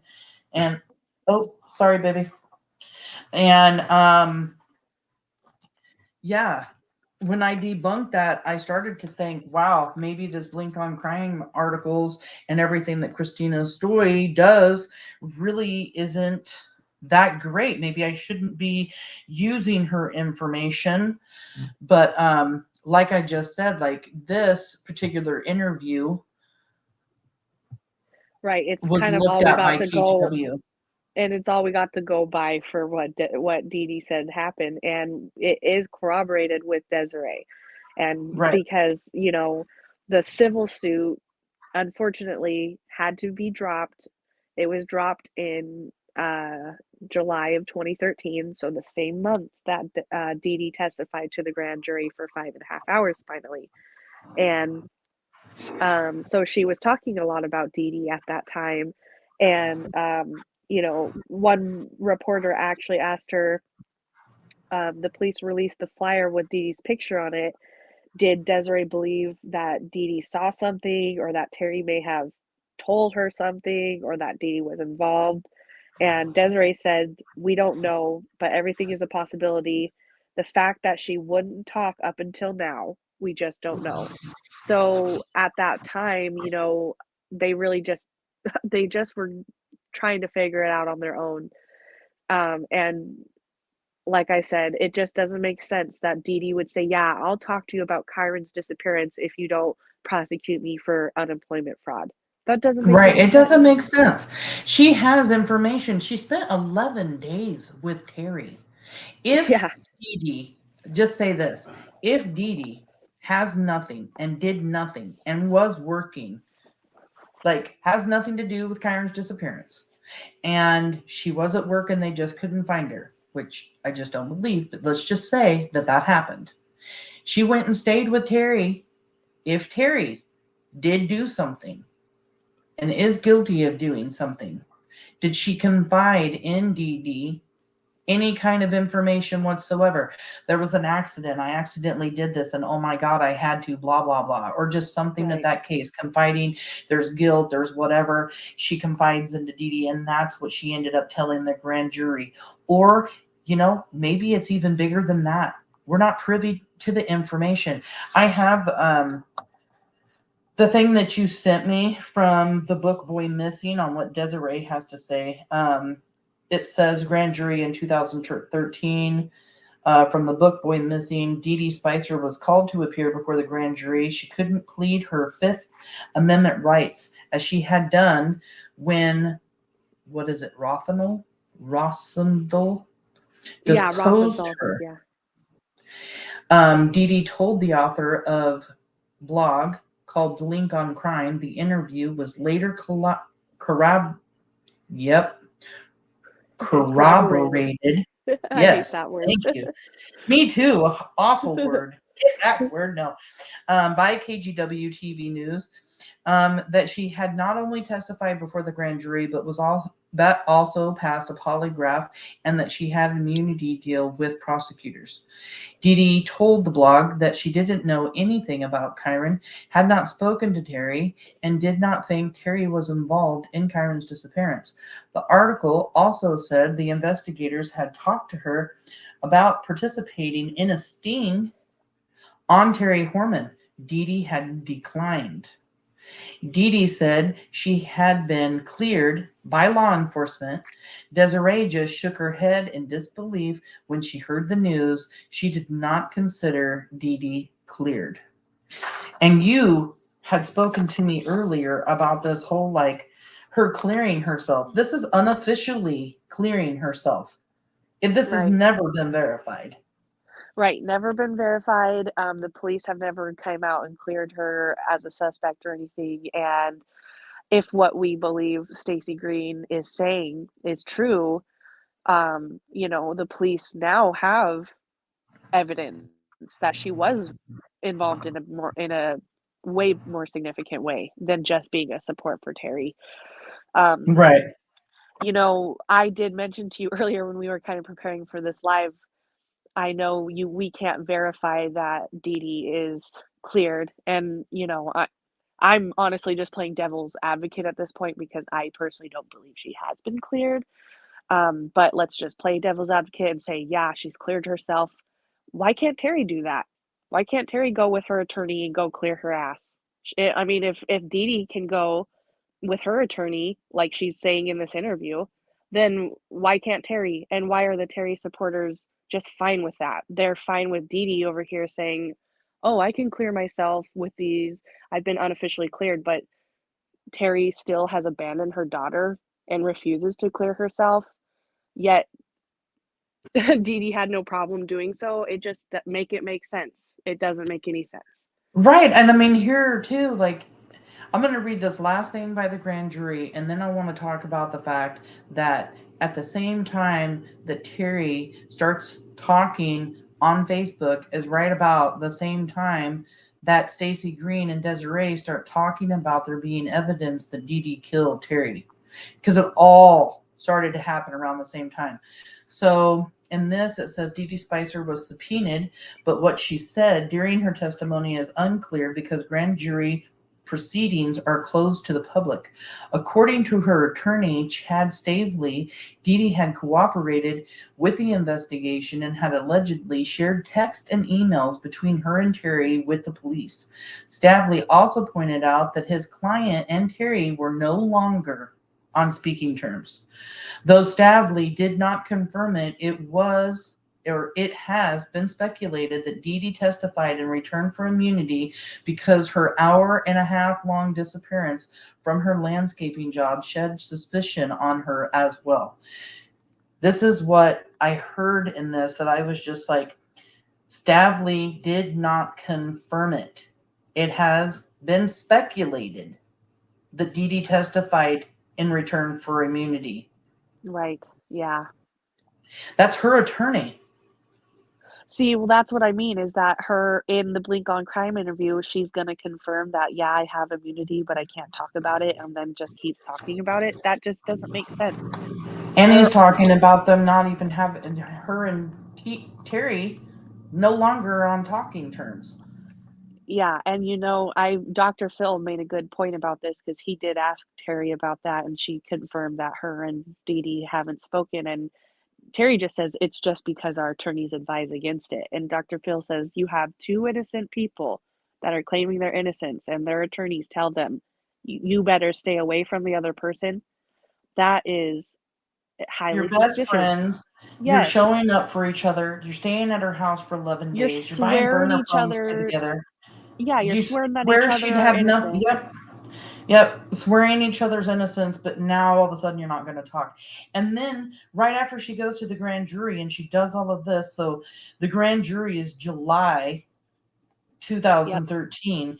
And here she is 3 months later, September 4th, doing this Blink on Crime interview. Yeah. It's almost like what Terri did. Stayed quiet for so long, and then in 2010 or 16, she goes and does her People magazine interview. She goes and she does her Dr. Phil interview. It's just like, I'm going to be quiet for a while, and then I'm going to tell all. Okay, I spoke to the grand jury for 5.5 hours, and now I'm going to tell you guys the whole story with Blink on Crime a few months later. Like, now that I've talked about it, I think I'm going to tell the world the rest of the story. It's just like controlling the narrative again. And imagine 5 hours, 5.5 hours is a long time to sit and be asked questions. I mean, I have testified to a grand jury before because of a crime that I was a witness to, not anything as serious as this, but you don't just sit there in silence and like wait around. They're asking you questions and you're answering their questions. That's a long time. I mean, they wanted to know about what Dede had to say, and it wasn't like she was just sitting there twiddling her thumbs. Right. And like I just got done saying, like, just in this last year, you have Terri starting to talk. Facebook, they're humanizing him. Kyron is already a human. He's been a human his whole entire life. No one's Yes. humanizing a child. It's sickening and disgusting that people say Terri is talking about Kyron and Kyron, humanizing yes. him. Well, what do It's you think his gross. parents have been doing this whole time? Sorry that you guys have hatred in your heart, so you refuse to see it that way, but it's called delusional. Yeah, and in the same time that here she is collecting her minions to protect her if she ends up getting arrested for anything, um, you know, Stacy Green and Desiree. Well, I'm going to say Stacy Green because she's the one that's posting it. I can't see that Desiree would not scream from the rooftop, "Stop, what the hell are you doing? Why would you be posting that? That's not true." If something wasn't going on. Or are they using this as some kind of tactic to scare Terri? I mean, what the hell's going on here? Why are they screaming over there on World Soldiers that Dede killed Kyron for Terri? I And mean, that they're lovers. If you were Stacy Green, or if I know if I were in Stacy Green's position, before I put anything out there, I would ask for permission. Is it okay that I say this? Right. So But that's for just whatever my reason, perspective. yeah, for whatever reason, they're screaming it. They're hollering it. It's on there all the time. They You are know, constantly asking Dede, "Where's Kyron?" Constantly asking Terri, "Where's Kyron?" And I believe that that kind of stuff is okay to do, but, and I'm not even saying that what she's saying on there isn't okay to do if she knows for a fact that it's the truth. You have all these people that follow this case, you and me, people in our group, the people here listening to us now, all of these people so interested in what's going on in this case. And when you have someone hollering shit like that, people are paying attention like, what do you mean there's evidence? And then the first thing you ask is, if there's damn evidence that she killed Kyron, then why aren't these bitches in jail? Right. See, that's the whole thing, is that it's so, I know that I have shared this a few times in our group, that if I do believe that pressure like Stacy puts on Terri, I think that's effective in some cases. There are unfortunately crimes that people get away with for the rest of their lives, but there will always be somebody like Stacy, or like myself, or you, or if you identify, you believe in the cause, that putting pressure on Terri keeps it alive. You'll never let her, if she's going to get away with it in the justice system, well, we're never going to let her forget type thing. I don't think that's necessarily a bad thing, because unfortunately there are people that get away with crimes and they shouldn't.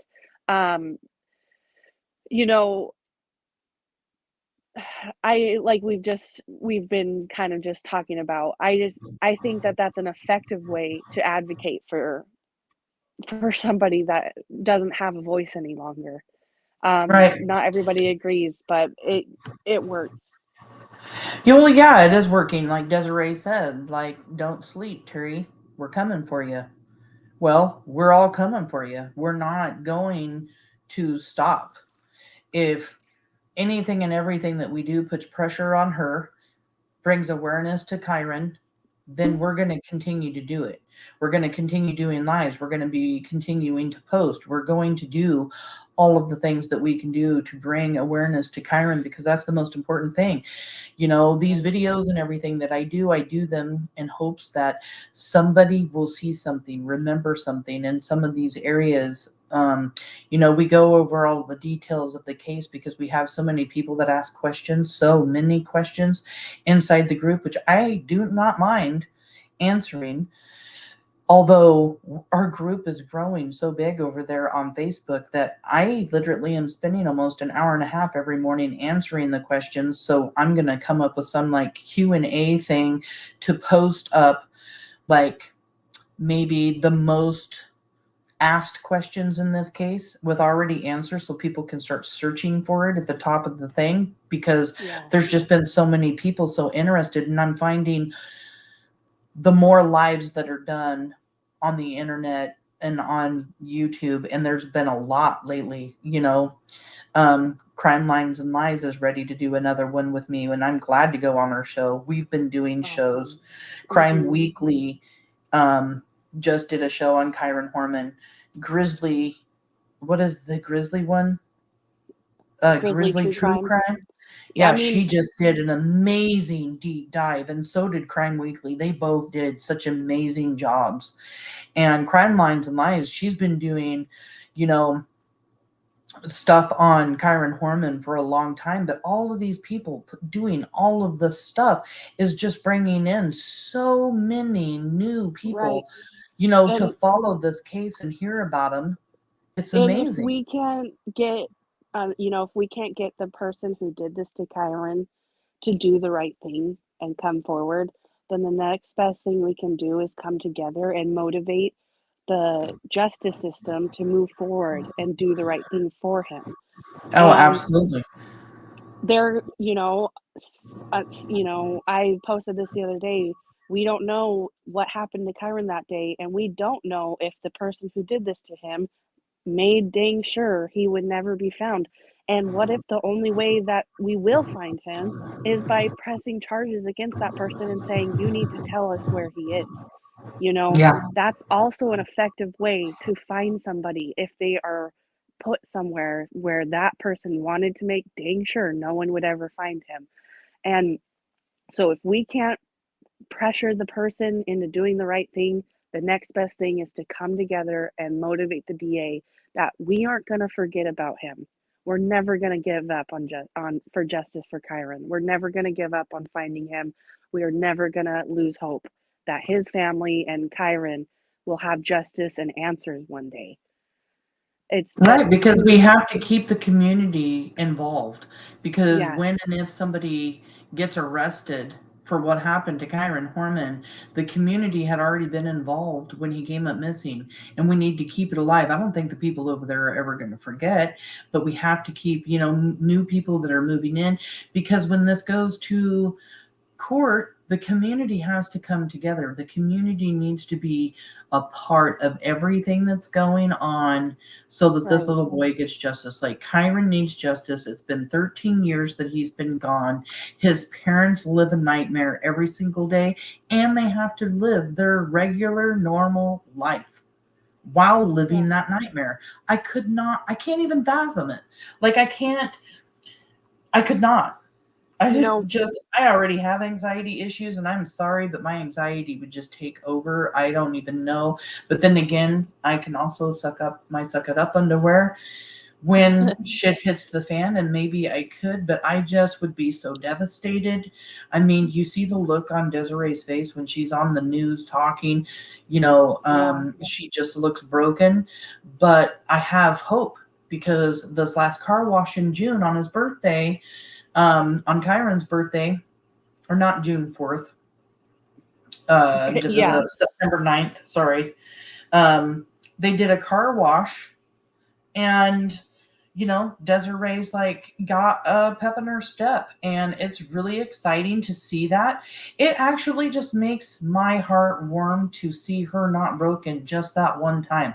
If in every other video after this, she's still broken, you're allowed to be broken. Your child is gone.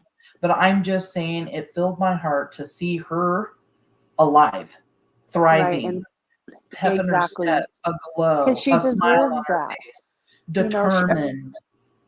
She deserves to have that sense of, I can only imagine the helplessness of not knowing. And she has shared that sentiment that if we're not going to find Kyron unless we're out there searching for him. And that is, and I mean, we know what it's like, the terrain is like out here, like all these things working against her. And so to hear her have confidence, it makes me confident. And I've never doubted the investigative abilities of this investigation. I believe with my heart they've been super thorough, and they know who did this. Yeah, and the MCSO, like, I don't know how many people know that sheriff's office, they're the people who get called when someone comes missing in the area. If your boat goes down in the Willamette River, they're coming out to save you. If you get lost hiking up at Multnomah Falls or any of the falls up there along that loop, they're calling Multnomah County Sheriff's Office. Like, Right. they are the people to come rescue. I am happy that they were the ones that were on Kyron's case. I believe that they have collected everything they need to collect, and they're just waiting for more. They want to make sure, without a shadow of a doubt, that when they take this to court, and it does go before the grand jury, and the DA does, or not the grand jury, goes before the DA, and it goes to court, and the DA actually agrees, like, let's push forward on this, that they have everything. What were you calling it? Like, close to their chest, close to their vest? Like, they're keeping all their information close. They really have. They always have been, and that's why, they have from the beginning. They've let out a few things here and there that, like C.W. Jensen said, they might release a little bit of breadcrumbs to see if they can get the slice of toast from the rest of the people, but they're not releasing the loaf of bread. They have that information to themselves, and I know I'm kind of backtracking a little bit, but I wanted to bring this up about advocacy and putting pressure on the people that we believe did this and stuff. That, like I've mentioned, that's a really effective way to get people to break. I've listened to this one podcast where they talked about this one guy. He was a wealthy guy, and he made a newspaper, and he circulated around where the person lived, the suspect of this murder. Actually, it was just a disappearance of a person. They have never found the person's body, but he went and he released a newspaper about this to raise awareness and keep pressure on the person. And he did like six different circulations of this newspaper that just had just like we're doing right here, just like we're talking about, except he was just putting it on print and sending it directly to people's houses, and it worked. It worked. Oh my It God, that's actually crazy. helped. Right, it helped solve the case. Stuff like that is, people knock Stacy Green, what she's doing. What she's doing is amazing. She's not giving up on Kyron, and I applaud her every day for that, and I stand right behind her. That's why I'm here on this live. That's why, I get a little intimidated putting my real name out there, but guess what? I'm doing it because I believe that together we are gonna find Kyron. We're gonna get him justice, and we're gonna bring peace to his family one day together. My husband was telling me last night before bed, he's just like, you stayed up late, you got all of this stuff put together. It's just so nice to see you working so hard and doing something that you believe in, because it's, that is amazing. I mean, it's hard. I'm proud of all of us for coming together. It's heavy. Don't get me wrong. It's heavy to me too, but it's nothing when I put myself in the shoes of Kyron's family, who are still day in and day out missing Kyron and wanting that closure. That's where it motivates me. If I can help motivate other people to shout from the rooftops with us that Kyron is still missing, let's work together and let's see this to the end. Let's find Kyron.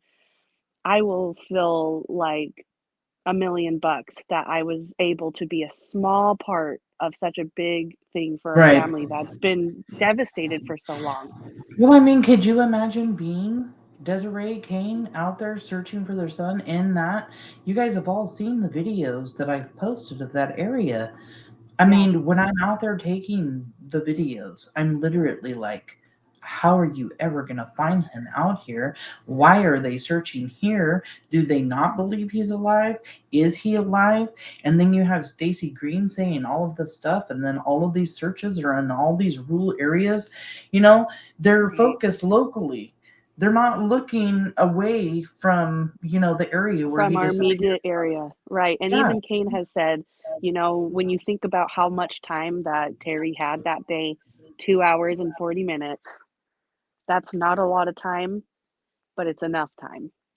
Yep. And they just have to, as a process of elimination, just keep checking that box. And each box, unfortunately, because of where we live and the terrain, it is an immense list of boxes they need to check. I mean, and just like Dede Spicer, look how much information we just covered tonight. And we really haven't gone through like all of the immunity. We didn't go through all the blink on crime. And this is just the information that we have. Can you imagine what law enforcement has on Dede? If we had that information, we would probably put handcuffs on her ourselves. You know, Kim, she just mentioned that. She says, I give it to DY. I would have deleted, you know, quote unquote, deleted T, eye for an eye. And I say this all the time that so many of us, I've heard so many people say, if that were my family, I would be the one in jail right now. I mean, that's a pretty common thing that we all say. So I don't understand why people then go and pass judgment towards the parents of missing kids like that, because we all put ourselves in their shoes at one point and say, if I were them, I would be in jail. So right, and just imagine the information that Dede and Tony, or that Desiree and Tony have. Yeah. I mean, I've said it before, but I mean, he's law enforcement. Law enforcement knows law enforcement. Law enforcement knows law enforcement. People know people that know people. Maybe not. Conversations. Yeah. Yeah. Hush conversations, maybe. Maybe, but possibly. More than likely, let's just say. But I mean, like, they have to know a lot. Plus, let's just face it, take Tony out of the question, and Kane and Desiree are going to know more than most people anyway, because law enforcement was really telling them a lot of information from the beginning. And I think they had to do that because Terri Horman was their person that they were focusing on. And she was in close, whatever to them. It's just absolutely crazy. I'm going to go way back to like way earlier. They even talked about how the day he came up missing and the whole coat and the backpack being inside the school, and Terri calling and telling Desiree that the coat and the backpack were in school. There's talk in the book about her washing the coat and the backpack. We talked earlier in this live about, someone being seen in or around the truck at 8:15, between 8:15 and 8:45. There have been people in our group talking about whether or not that backpack and coat had to have been washed because Dede or somebody was in that truck with both of them in the morning. Like, not that they showed up while they were at the science fair, but that this person showed up with them to the science fair and stayed in the truck. Yeah. And that coat and backpack had to be washed to make sure that any DNA evidence of that person being in that vehicle. And I gave it to my members in the group, dude. I was just like, oh, wow. Never even thought about that. Nice job. Yeah, that's awesome. We have some comments. We've got Death by Chocolate, so much information in this case. I really hope that there will be charges filed someday soon. But I think we all hope and pray that. I always am hoping and praying for them. Kim is saying, my grandma always said, it's birds of a feather flock together. And that's true. And she's showing some red flags. And there are red flags. There are too many coincidences and red flags in all of this. It's insane. We've got Lily, far too many to be coincidence. Yeah, just like I was saying, there's just so many coincidences, and there's just far too many of them to be just coincidences. And then we have Kim that is saying, Dede and Terri, I know y'all are watching. Y'all are running out of time. Make it right with God and tell the truth. Yep, make it right. Come forward, talk about it. Maybe Dede already has talked about it. But, come on, DA, do something. We need you to do something. push forward. Just do something. We've got D. Brooks. Kyron, tell your story, bud. Yeah. You know, I think Kyron is telling his story. I think so many people, that smile on his face, come on. His smile tells his story. That boy's face can brighten up a room in a heartbeat. Like, so many people from all over the world follow this case because of that boy's big smile, glasses, genuine, you know, he just looks so innocent and pure and funny. It's the smile that and stole the world.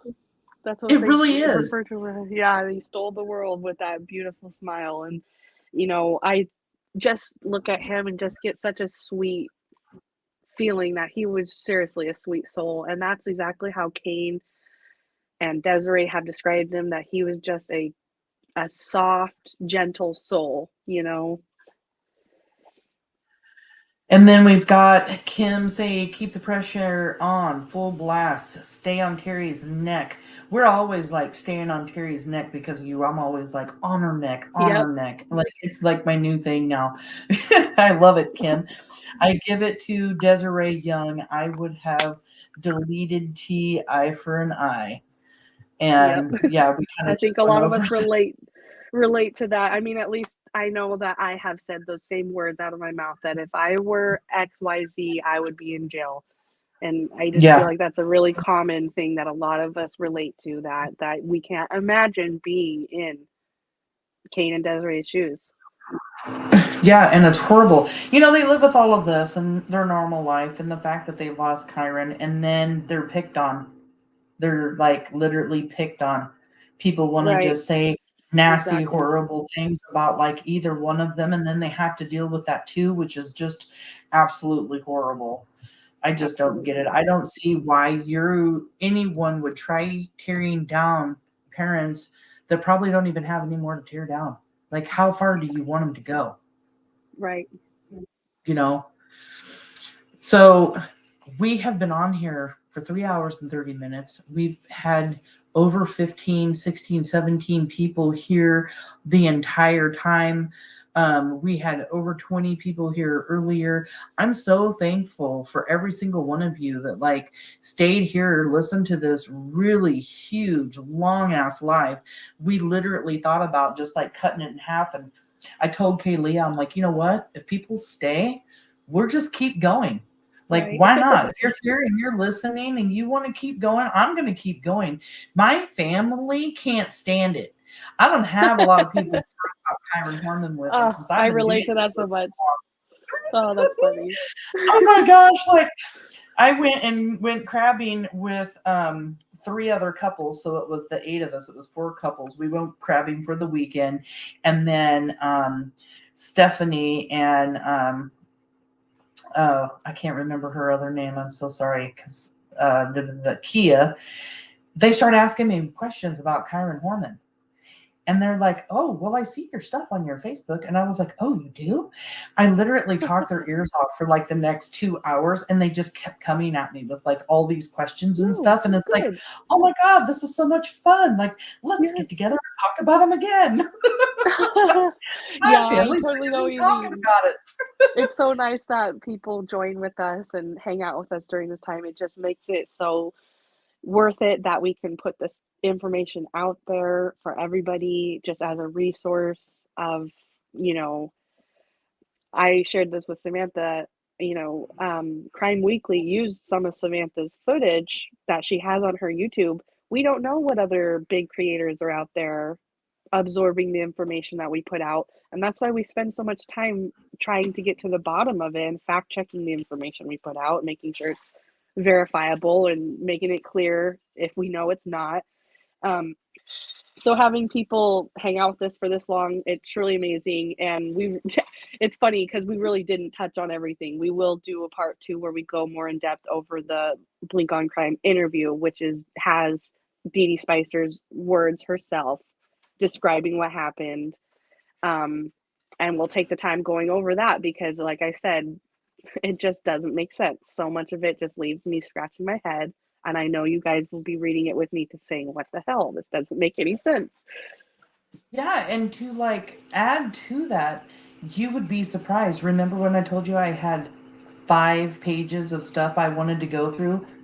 We seriously Yeah. just went through it all. Besides the entire interview of Link on Crime or the entire over 150 questions in the deposition.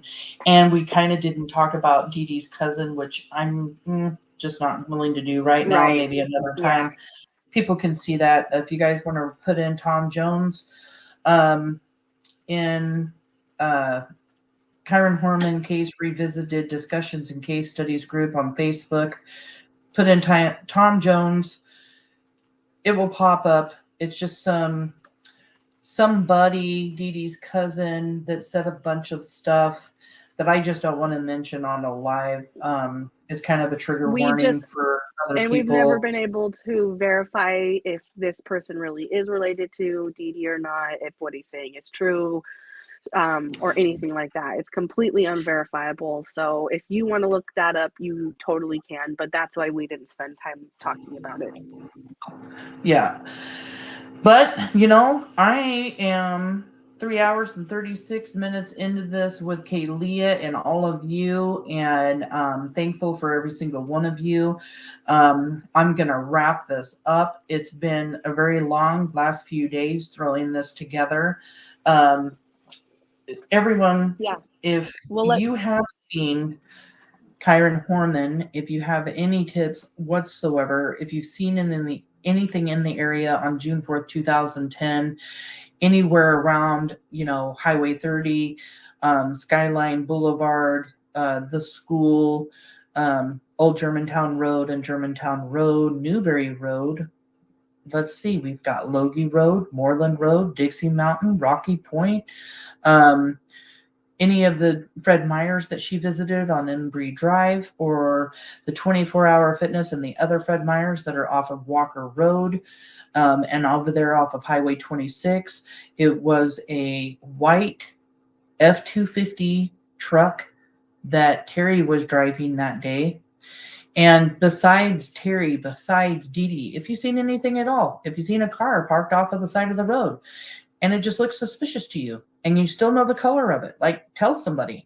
If you know, saw somebody getting in and out of a car or a truck or just whatever, anything suspicious in that area at all, no tip is too small.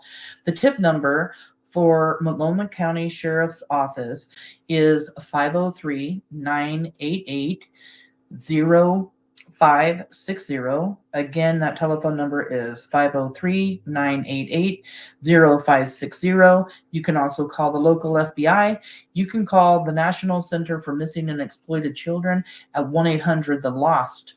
If those things scare you in any way, shape, or form, you can get on Facebook and message me. If you need help, I'll help you. I will, you know, do anything that I need to do. If you want to go talk to somebody in person, I'll meet you there. Like, I'm willing to go the distance. So please, if you have a tip, please, please, please call it in, get a hold of me. Even Kaylia, just get a hold of somebody, talk it through, you know, with someone, and just do it, because, you know, it's just so important. Every single tip. That's why we're doing it. That's why we're bringing awareness. Any tip is never, ever, ever too small. Give a prayer for Kyron. Give a prayer for his parents. You know, they're going through difficult times every day. They have their regular lives. They have this nightmare. They're also raising their children. And, you know, those children, they talk about Kyron, you know, he's their brother. They miss him. This is family missing this boy, missing Kyron for 13 years. And it's our job to keep Kyron alive. That's the way I look at it. It's my job. Kaylia has taken it on as her job. You know, the more we spread his flyers around, his face around, and we talk about him, we talk about his case, we put pressure on the DA, we put pressure on Terri, we turn in information, and this is the kind of stuff that's going to find Kyron, because they're looking for some kind of information that's going to help them push forward.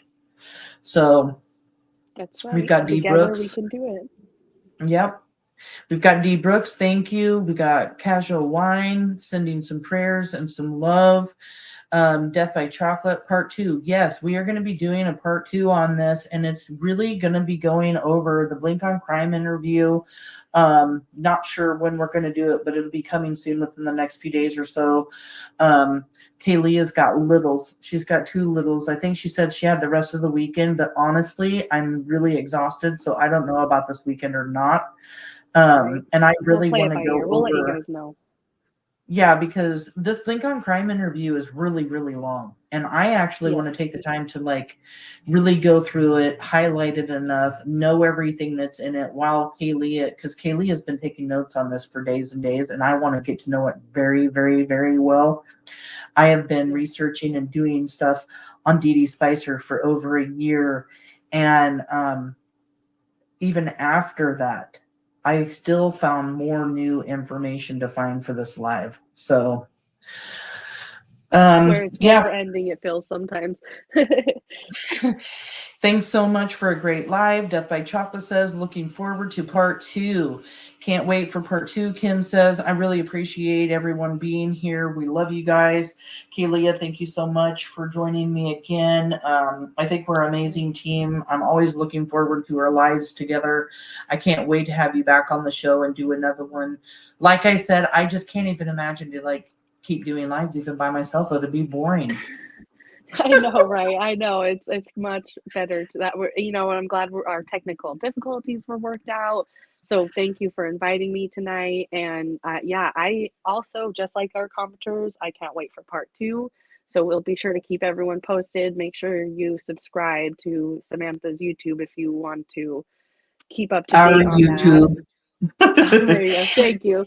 And we'll be here We'll be here in I don't know, like you said, maybe not this weekend, but sometime in the near future. And we'll keep this conversation going because there's still so much to talk about. And and click that bell. 3 hours, almost 4 hours in, and it just feels like it flew by. So if you've been here from the beginning, thank you so much again. And I hope you all have a great weekend and have a good rest of your evening. Sleep tight, all that. Yeah, and again, just to remind everybody, all this information will be over there in the Facebook group, Kyron Horman Case Revisited, discussions and case studies, and into the community here on the YouTube channel. I really hope that everyone enjoyed the show. I'm going to end it with our little video here with Dede Spicer. Not answering questions and pleading the fifth. And, I wonder if you guys think that she's a gardener or child killer. Let us know in our Facebook group. I'd be really happy to find out. Love you guys. Thanks for being here.